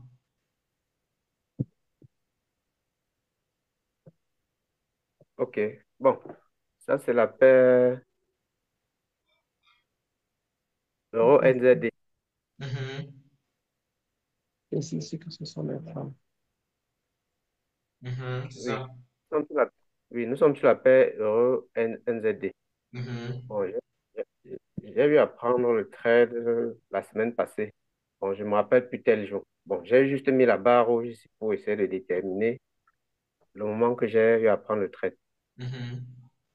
Bon, le scénario que j'avais eu à définir était le suivant. Mhm.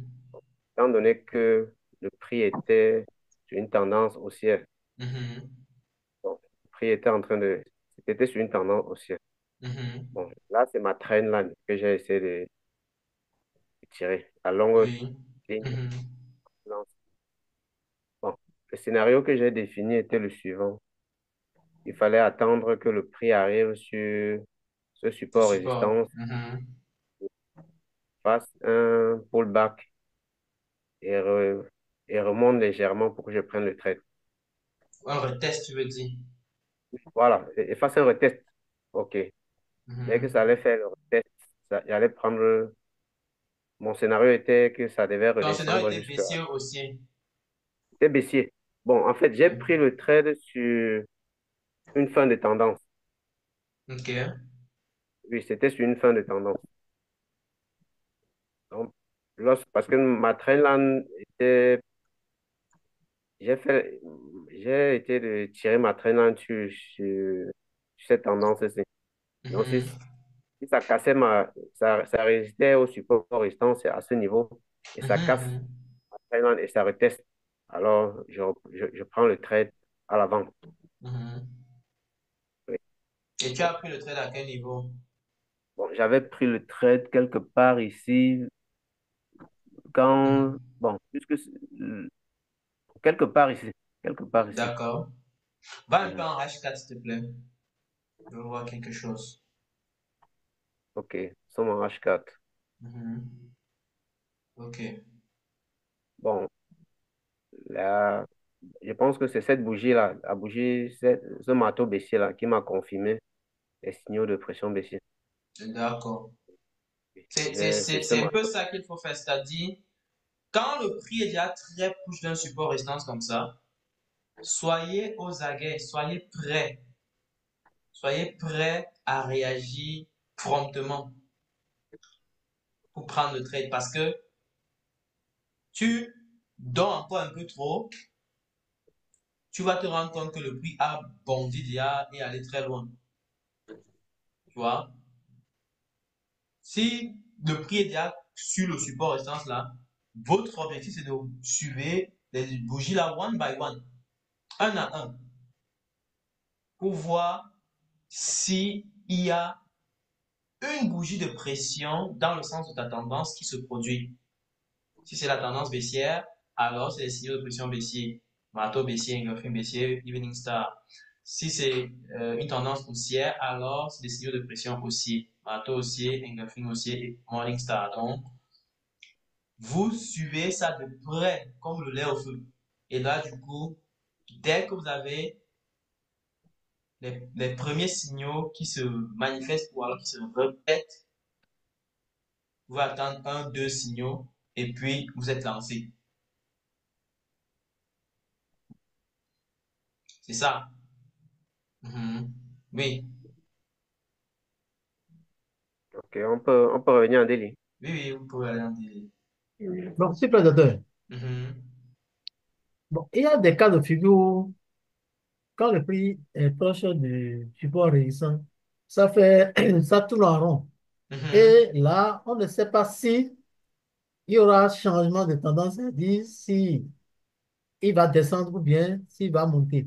Mhm. Maintenant, dans ce cas de figure, elle dit, moi, j'ai des difficultés en ce moment-là. Quand ça fait du rond et du range au Mhm. niveau du support récent, après une tendance haussière, je me pose la question, est-ce que il faut attendre que ça casse le support résistant avant de prendre la position d'achat ou bien il faut que ça fasse une réussite avant de prendre la position de vente? Là, c'est maintenant à toi de voir comment les bougies se comportent. Ce qui est sûr, c'est que tu dois envisager les deux possibilités. Tu vois? Tu dois envisager les deux possibilités. Mais tu dois regarder aussi l'historique pour voir est-ce que à chaque fois qu'on est venu, par exemple, sur ce niveau-là, on a rejeté brutalement pour descendre, ou alors on n'a pas eu trop ce genre de situation.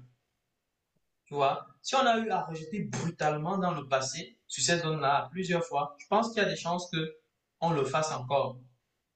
Mais si on l'a pas fait à plusieurs fois, il peut avoir des chances aussi que on perce et on continue. Ça se peut aussi que l'analyse fondamentale nous aide à ce moment-là. OK? Ça se peut. C'est-à-dire, ça se peut que peut-être l'une des monnaies est extrêmement dans une tendance et c'est ça qui va venir orchestrer le fait que on perce finalement, on continue vers le haut. D'accord? Un peu le cas du dollar. Le dollar est en train de foncer à la baisse actuellement. Donc, ça voudrait dire que on peut se rapprocher d'un support résistance là. Je, et que, enfin, l'euro, on prend peut-être le cas de l'euro USD ou alors du GBP USD. On peut monter, monter, monter, on se rapproche d'un support résistance. Moi, je crois que bah, on est arrivé sur le support résistance, on va se retourner. Mais non, c'est peut-être l'effet fondamental qui va maintenant dominer ici et qui va faire que on pèse encore ce support résistance et on continue encore la tendance haussière. Donc, en ce moment-là, je dois envisager cette possibilité-là aussi. Je ne sais pas si je me fais comprendre. Donc, du coup, tu dois, en premier temps, avoir un regard prononcé sur les signaux de pression haussier versus baissier qui se manifestent sur ce support résistance. Tu dois également voir qu'est-ce qui s'est passé dans le passé. Est-ce que tu donc pour cela tu vas juste en weekly, tu dézoomes comme on a fait tout à l'heure avec Monsieur Dieudonné. Tu dézoomes, tu vois comment est-ce que le prix s'est comporté à ce niveau de prix. Regarde que par exemple ici, le prix avait rejeté brutalement quand on était à l'an 2020. Ok. très brutalement. Mhm. Ah, c'était pendant la période de Corona, je pense, la pandémie. Donc, le prix a rejeté violemment. Et là, on est venu retrouver quasiment ce niveau-là. Et donc, le prix est en train de réagir quasiment de la même façon.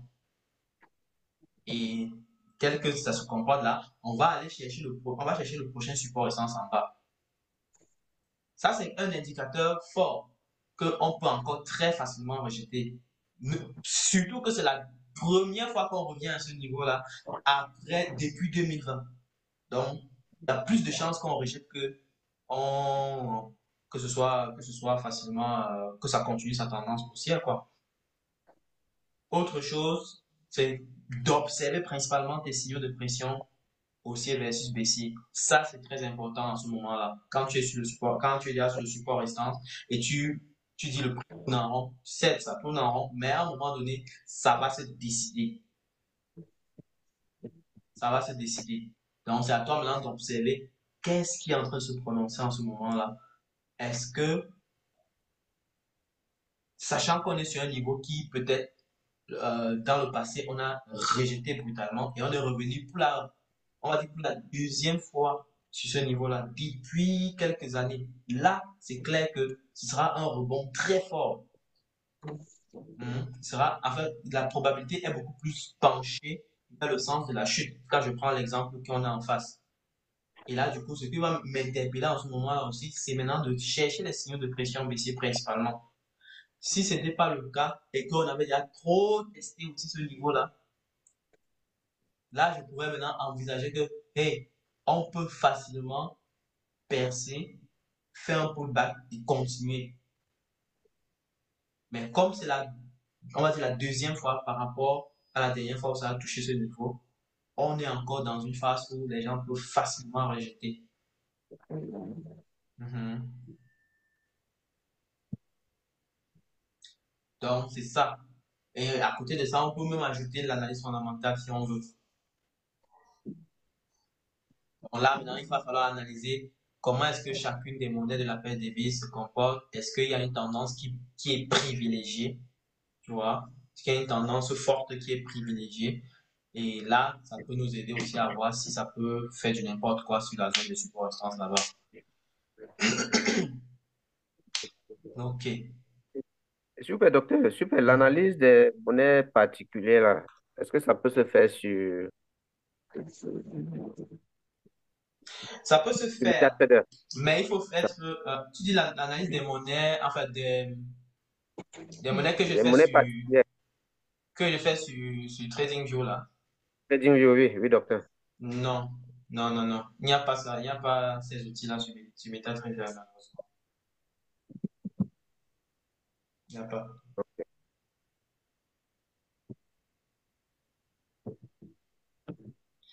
Et donc, voilà. Je ne sais pas s'il y avait autre chose que tu voulais ajouter sur ce trade. Donc, moi, je pense que le prix là va descendre jusqu'à 1,84, 88, le support résistance qui est en bas. Une fois que ça va arriver là-bas, je m'attends à un rejet pour reprendre la hausse. Donc,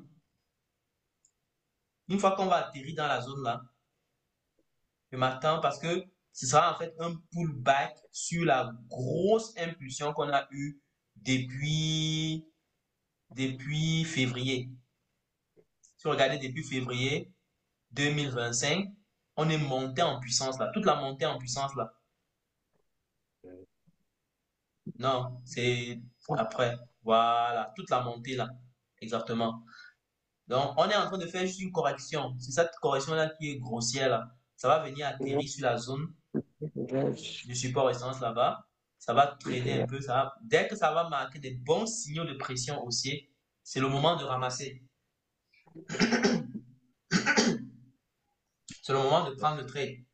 Ça va peut-être prendre 2, 3 jours. Ça peut prendre 2, 3, 4 jours pour atteindre là-bas. Donc, c'est peut-être même la semaine prochaine, sinon en fin de semaine, qu'on pourra avoir une opportunité à l'achat sur Euro NZDC, s'il y en a qui traitent. Mhm. Très bien. Ok.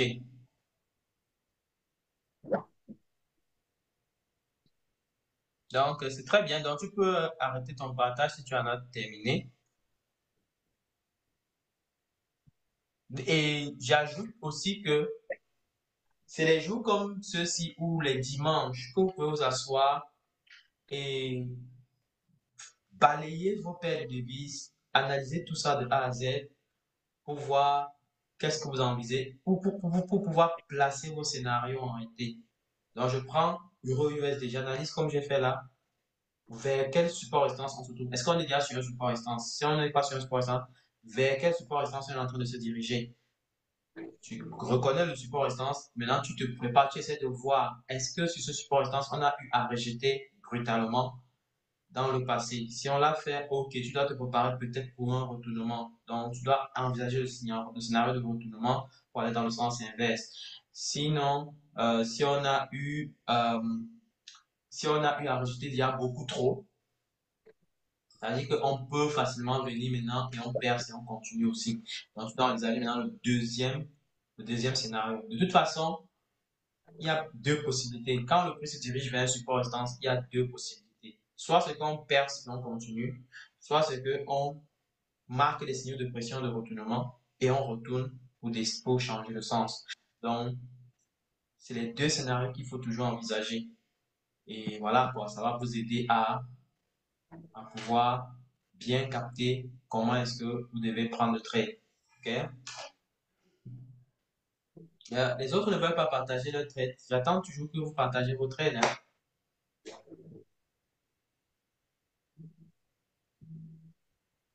Monsieur Eddy, Monsieur Kodia, Monsieur Hugues, Monsieur Hervé. Hmm, Donc, moi, j'ai fait 2 semaines. C'est ce matin-là que j'ai pris des trades. hmm. Donc, je ne sais pas si je peux présenter ça. Que tu veux présenter, on voit comment ça se comporte. On voit comment tu as Ok, placé le trade. Ça peut permettre de corriger au prochain trade. ok, ok, ça marche. Donc, je Mhm, partage mon écran. mhm.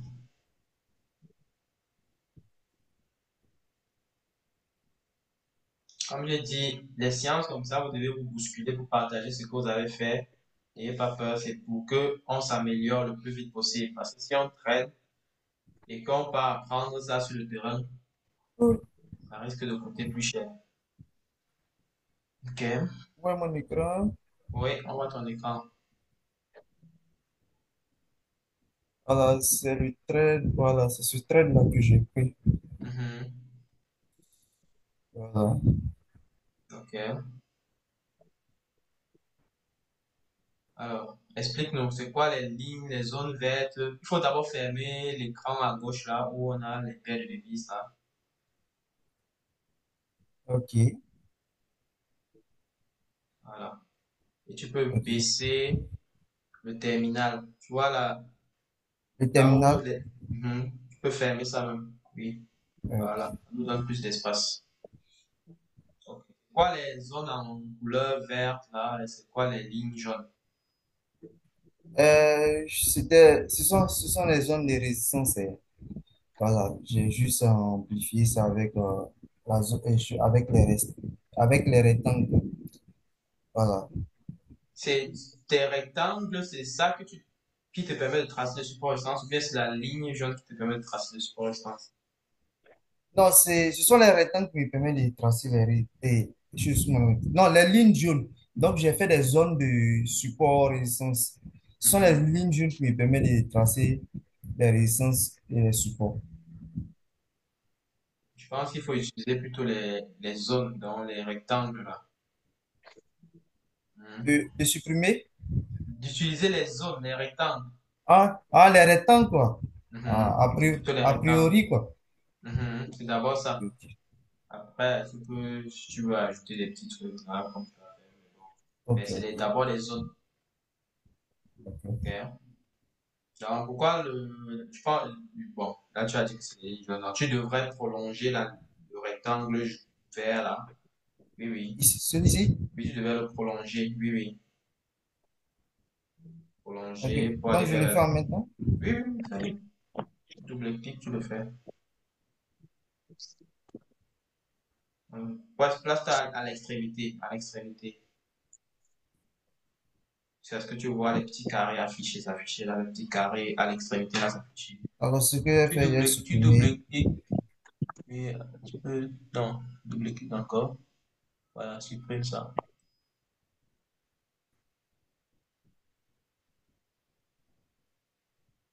Voilà. Double-clique maintenant. Voilà, T maintenant, prolonge ça.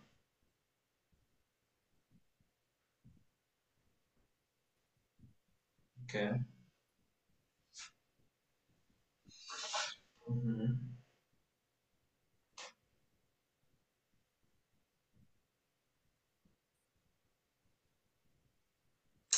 Alors, tu peux un peu aller en weekly, s'il te plaît. En oui, clic. Mhm. Ok.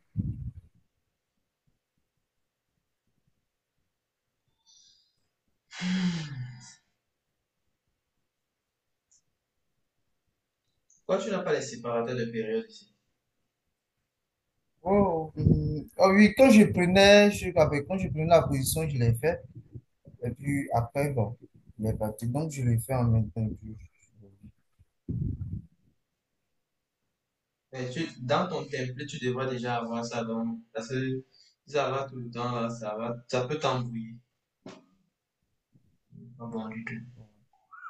Ok. Bon.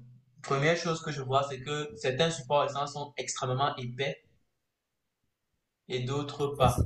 Bon, quand je regarde les zones vertes là, c'est ça qui m'intéresse, les zones vertes là. Certains sont trop épaisses, d'autres non. Déjà, je souhaiterais que ce ne soit pas épais. Commencer. D'ac- D'accord. La première des choses. Le support restance qui est, quand on va du haut vers le bas, le premier support restance, aligne-toi toujours avec le corps de la bougie, non la mèche. Ah, ok. Même chose pour celui qui Là? suit. Oui, oui, le tout premier, hein, le vert là, la zone Oui, verte là. oui, Tu oui, vois, oui. toi, tu as pointé ça sur la mèche et Oui, non sur oui, le oui. corps. Tu vois? Donc, Ok, tu ok. vas en principe déplacer ça pour mettre sur le corps et non sur la mèche, non sur le bout, l'extrémité là. Ok. Et tu dois le prolonger pour aller vers la droite. Et je trouve que le jaune qui est sur qui est utilisé pour tracer les lignes là est un peu, ça pique les yeux, un peu trop piquant. Je pense qu'une couleur comme l'orange peut être mieux. Si vous Oui, oui, préférez les couleurs exactement. vives. Mhm. Ok, En tout ok, cas, pour moi, ok. ça me pique les yeux. Je ne sais pas pour les autres. Comment vous voyez ça? Oui, exactement. Moi-même, ça me fatigue ici. Donc, je supprime ça rapidement, hein. Non, tu peux pas supprimer. Laisse, Oui, tu oui. peux Allez dans la changer juste la propriété. couleur. Va dans la Oui, oui. propriété, change la couleur. Mhm. Mets du orange, tu veux. Ok. Orange, c'est vers la droite. Ça, c'est orange red. Ça, c'est bon? Mais Ouais. c'est encore. Ça peut aller, ça peut aller. Il y a quand même visible et c'est correct. Mhm. Ok, ok. Et donc, c'est bon maintenant avec le premier. Tu dois prolonger encore la ligne, la zone verte là, vers la droite. Vers la droite et non Et vers la après. gauche.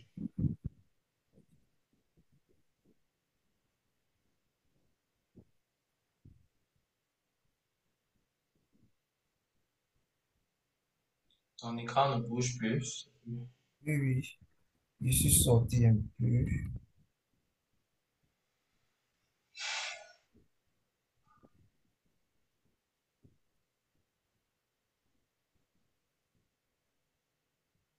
Donc, aidez-moi, je suis revenu sur l'écran principal. Là, je vous vois simplement. Non, arrêtez et vous repartagez. Parce que là, c'est bloqué, on ne voit rien.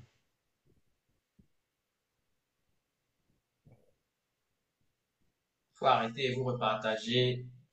Ah, ok, ok. Parce que là, rien ne bouge.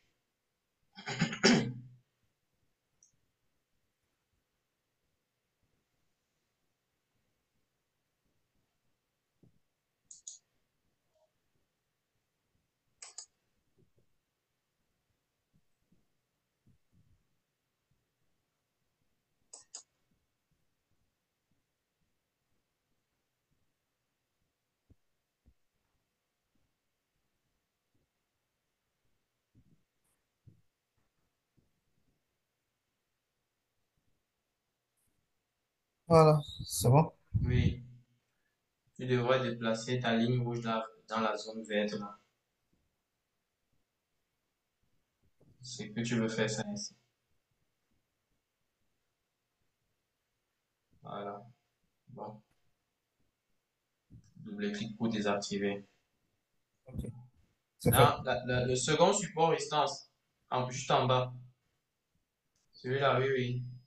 Tu dois baisser son épaisseur déjà pour commencer et l'aligner sur les corps de bougie et non sur la mèche comme tu l'as fait. Tu vois que tu as pointé ça sur une mèche. Oui, oui, exactement. Cette Ouais. mèche-là. Il faut que ce soit sur le corps de la bougie. Dézoome d'abord, dézoome parce qu'il faut qu'on trouve l'extrémité pour pouvoir désactiver. Voilà. Donc tu pointes sur une extrémité, tu réduis l'épaisseur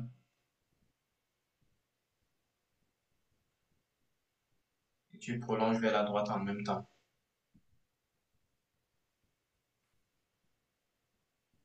Voilà, c'est bon. Ok,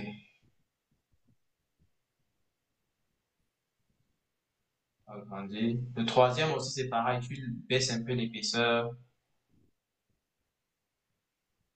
Il fallait rester au même niveau là, Oui, tu oui, oui. restais. Ah, ok. Voilà. Voilà.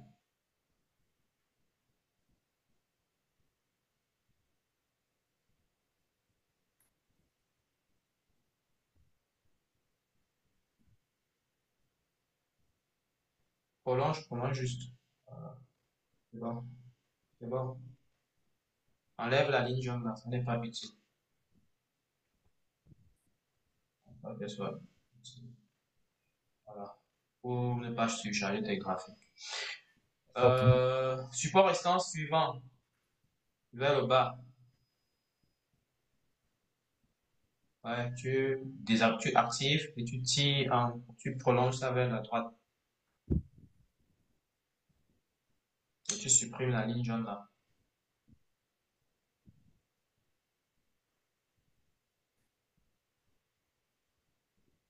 Voilà.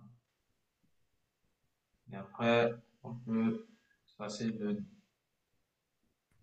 dernier support restant, ça c'est mon pas.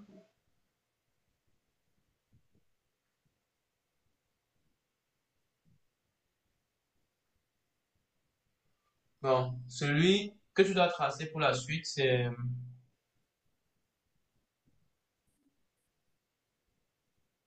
oui, celui que tu as pointé là, le quatrième support restance. Mais je pense tu devrais remonter avec lui.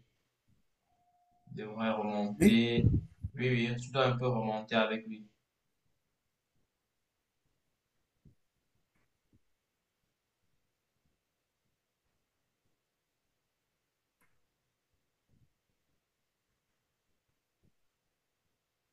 Ouais, c'est bon, c'est bon, c'est bon. C'est bon. Là, tu réduis maintenant l'épaisseur en allant vers le haut. Hmm.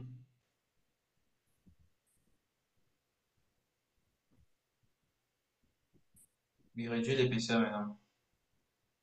Oh, tu as trop réduit. Non, non, non. Redescends. Voilà. C'est bon.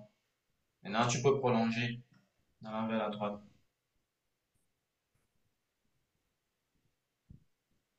Ok.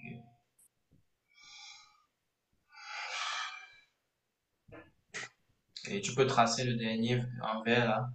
Arrange un peu bien. Et puis on va s'arrêter là. On va terminer ça. Supprime la ligne jaune là. Supprime la ligne jaune. Supprime toutes les lignes jaunes là. Elles sont inutiles. Voilà, on veut pas la surcharge. Quand tu surcharges ton graphique, toi-même, ça va te fatiguer les yeux. Après, tu vas prendre une mauvaise décision, tu vas accuser le voisin. Hmm. Est-ce que ça va bien? Bon, on continue. Tu tires vers la droite. Je pense qu'il faut remonter légèrement avec lui là. Pourquoi quand toi tu colles ça au bout là? Faut pas coller au bout là. pas bon. Tu vas avoir tu risques d'avoir des difficultés à le retrouver. Donc, remonte-le un peu, remonte ce support restance. Voilà, pointe sur le point du milieu là pour le déplacer. C'est au milieu là. Là, le milieu, pas encore à gauche. À gauche, à gauche, à gauche, à gauche, à gauche. Bon, allez, pointe tout. Ah, ok. Monte, monte, monte, monte, monte encore, monte encore, monte encore légèrement. Voilà, c'est bon. Ok. Je vais double-cliquer pour désactiver. Voilà. Bon, je pense qu'on peut le laisser comme ça. Les autres, là, tu les supprimes en entier. Tu pourras les tracer plus tard quand le prix va arriver vers la zone. D'accord. Mhm. Donc, tu peux les supprimer après. On va continuer d'abord. Donc, ça, c'est comme ça qu'il fallait tracer tes supports en ce moment. Ok, tu peux enlever la ligne rouge en haut là même. Ce n'est pas utile du tout.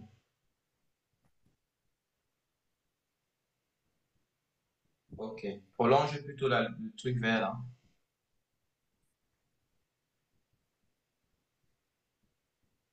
Le vert, c'est bleu turquoise, je sais plus trop. Ok. Bon. Très bien. Maintenant, tu vas en daily. Mhm. Tu agrandis ton écran.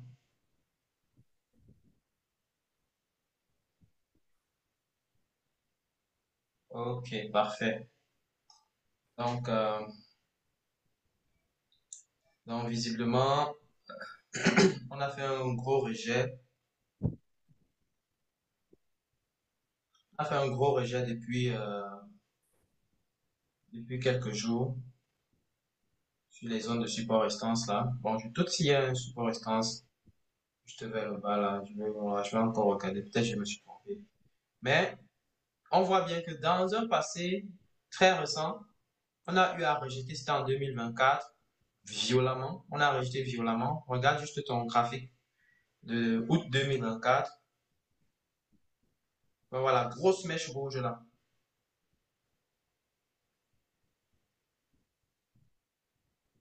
Oui, août 2024, oui. Voilà, grosse mèche rouge là, oui, oui. Ça, c'était Oui. un des rejets qu'on a eu dans la zone. Mhm. Et quelque part vers le septembre, on a encore rejeté pour continuer. Mhm. Donc là, on est revenu quasiment dans la même zone. On a fait quelques jours là-bas. Et puis, le prix est en train de foncer à la hausse. Alors, on a eu les marteaux haussiers, on a eu les engulfing. Pour moi, bon, peut-être j'ai pas bien tracé les supports restants, il y a peut-être quelque chose qui manque. Mais je pense quand même que c'est une zone très importante à considérer.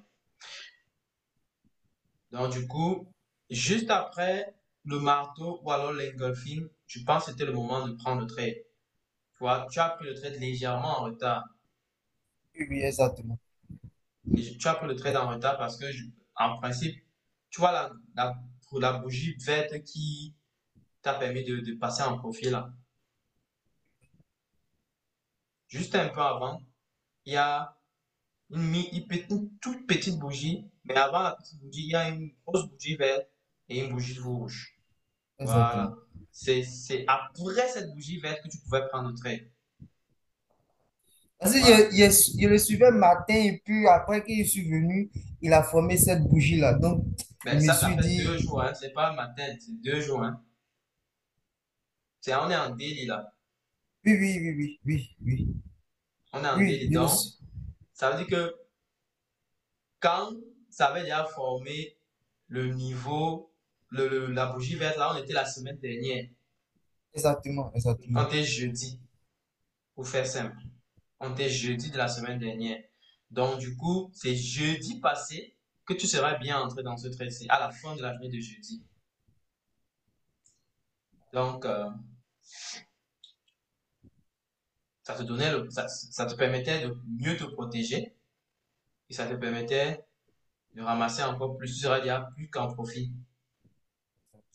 Bon, maintenant, il y a un autre point, c'est que tes take profits ont été mal placés. Bon, pour moi, si tu plaçais le trade exactement là où j'ai dit, ton TP1, c'est à un tiers du chemin. C'est-à-dire, tu serais sorti TP1 là où on est. Voilà. Donc, vous dites? Si tu avais placé le trade au niveau que j'ai dit, c'est-à-dire juste après la bougie, la grosse bougie verte là, juste Oui, oui, après la bougie de jeudi, oui, oui, oui. ton take profit devait être, ton TP1 devait être là où on est actuellement. Ok, Là où le prix ok, est oui. actuellement. Tu vois là où le prix se trouve actuellement à Oui, oui, oui. 95,30. Exact. Ça, c'était ton Oui, TP1. Ton TP2, c'est là où on a rejeté dans le passé la semaine dernière, le mois dernier. Quelque part tout autour de là. Quelque part. Non, un peu en bas même. Un peu en bas. Parce que c'est deux ici? tiers du chemin. Un peu en bas. Un peu en bas. Légèrement en bas. Voilà, quelque part là-bas. Voilà. Mhm. Et le troisième TP devait être exactement au niveau du support résistance vert. Le support résistance vert qui suit. Oui, oui, oui. Non, c'est Juste celui-là, non? Oui, c'est exactement ça. Là où tu as placé ton TP2 là, c'est là où tu devais placer ton TP3. P3. Ah, Mhm. ok, oui, oui. Là. Donc là où tu as placé ton actuel TP3, pour moi, il est très mal placé. Parce que ça demanderait de traverser une grosse barrière pour l'atteindre. Donc, ça a des chances de ne jamais être atteint. Est-ce qu'on se comprend? Oui, oui. Ton actuel TP3. Ton TP3, il est loin en haut, au-dessus de 98,84 là. Pour que le prix arrive à 98,84, il faut qu'il y ait une bousculade. Parce qu'il doit faire face à la barrière qui est autour de la zone de 97,59. C'est-à-dire le prochain support résistance après que tu aies fait l'achat. Mhm. Donc, quand tu fais ça, tu te mets à risque de perdre déjà ton TP3. Ça, c'est sûr. Mais, Donc, c'est. mais donc, excuse-moi ici, parce que j'ai regardé un peu en arrière ici, et le 20, à partir du, en septembre, je pense bien, là, je ne sais pas Mhm. si vous voyez un peu, là. Je vois, je vois. Donc, voilà. Donc, il a eu une impulsion et arrivé là, il a eu jusqu'à ben, un blocage. Donc, c'est à partir de là que moi, j'ai suivi un peu, quoi. Et puis, j'ai placé mon TP là. Je pense qu'avec ces informations-là, je pense qu'il allait dépasser le TP pour atteindre là. Je sais Non. pas, la Alors, prochaine. qu'est-ce qu'on a dit dans la stratégie? Ce qu'on a dit dans la stratégie, c'est que quand tu achètes, c'est le prochain support essence qui va te servir de TP final. Hein? Quand tu Ok. achètes, quand j'achète sur un support essence A, le prochain support essence que je vois, c'est celui-là qui va Oui, me oui. servir de TP final. Donc, je ne dois pas avoir un TP qui passe en dessus de ça. Ok. Hein? Donc, j'ai mon support essence pour d'acheter, n'est-ce pas? Le prochain support essence, c'est là où mon TP final sera là, c'est là où mon TP3 va se trouver. Donc, j'aurai un TP quelque part ici, j'aurai un TP quelque part ici, et mon TP3 sera là, là où il y a le support résistance. Donc, ça me permet d'éviter que le prix ait des difficultés à atteindre mon TP3, en fait, tout simplement. Ex- Exact. Exactement. Exactement. Mhm. C'est vrai. Donc, c'est des choses qu'il faut corriger pour la prochaine fois. D'accord? Bon, on va laisser Ok. ton trade courir comme il veut. Et voilà. Donc, je préfère que tu déplaces le TP3 là, tu le ramènes là où il y a TP2. Ok.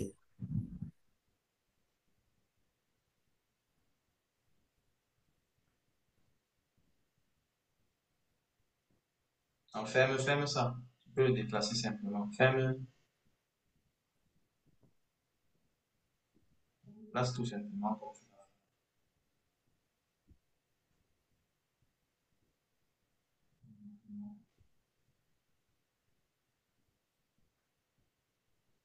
Ok. Bon. Là, c'est pour corriger un peu le trade en question. Bon, Ok, ok. c'est là où on devrait être au maximum. Mhm. Ok, c'est parfait. Donc, on va Ok, faire ça. merci. Donc, une fois que le trade va atteindre le TP1, Oui, tu oui, vas passer à break-even. exactement. OK? Voilà. Donc, tu vas remonter les stop loss là, les mettre au-dessus de là où tu as fait les achats. Ok, il n'y a pas de problème. D'accord. Y a pas de problème. Ok, c'est parfait, c'est parfait, c'est parfait. Donc, Ok, merci. Merci, quoi. il faut corriger ça avec les autres trades. Donc, préparez aussi vos graphiques. Même si vous n'avez pas pris les trades, vous allez me présenter ça pour que je vois quels sont les scénarios que vous envisagez d'ici D'accord. vendredi. D'accord. Donc, même si il n'y a pas de trade, on voit quand même le scénario que vous envisagez. Et là, ça va permettre aux D'accord. autres de voir ce que vous pensez. Et ça va aussi attirer l'attention. Et je pense que ça va permettre de faire un bon échange. OK? Ok, ok, ok. Mais donc, Voilà. moi, j'ai une question, je voulais savoir. Parce que Mhm. là, la position, la prise de la position, je l'ai fait en D1, ça, il n'y a pas de problème. Ça me dit que tu fais la pause, que tu prends le trade. Mhm. Ok, voilà, ok, parce que c'est ça que vous avez marqué dans la stratégie. Mhm. Ok, merci beaucoup, Doc. De rien. Tu peux arrêter le partage. Merci. Ok, Ok, donc, essayez de travailler davantage. Préparez vos graphiques pour vendredi encore. Prenez les trades s'il y en a. Et surtout, préparez vos scénarios, même si c'est qu'il n'y a pas de trade. OK? Non, c'est pas un problème. Le plus important, c'est d'être prêt stratégiquement à savoir ce que vous allez faire, même si c'est qu'il n'y a pas de trade. Là, ça va me permettre de voir votre logique de pensée sur les opportunités potentielles que vous voyez sur le marché. Peut-être sur certains, il n'y aura même pas d'opportunités, je peux vous le dire. Peut-être sur d'autres, il y aura des opportunités et on pourra améliorer la prise de décision à ce niveau. Et je pense que ça devrait se faire, quoi. Donc, du coup, vous préparez vos graphiques sur les paires de devises que vous analysez régulièrement pour le compte de la stratégie Carry Trade. Et puis, on va essayer de voir comment est-ce qu'on va intégrer les ajustements, quoi. Mhm. Voilà. C'est étant dit, je pense que je vais m'arrêter là pour aujourd'hui. Je ne sais pas s'il y a d'autres questions avant que je n'arrête.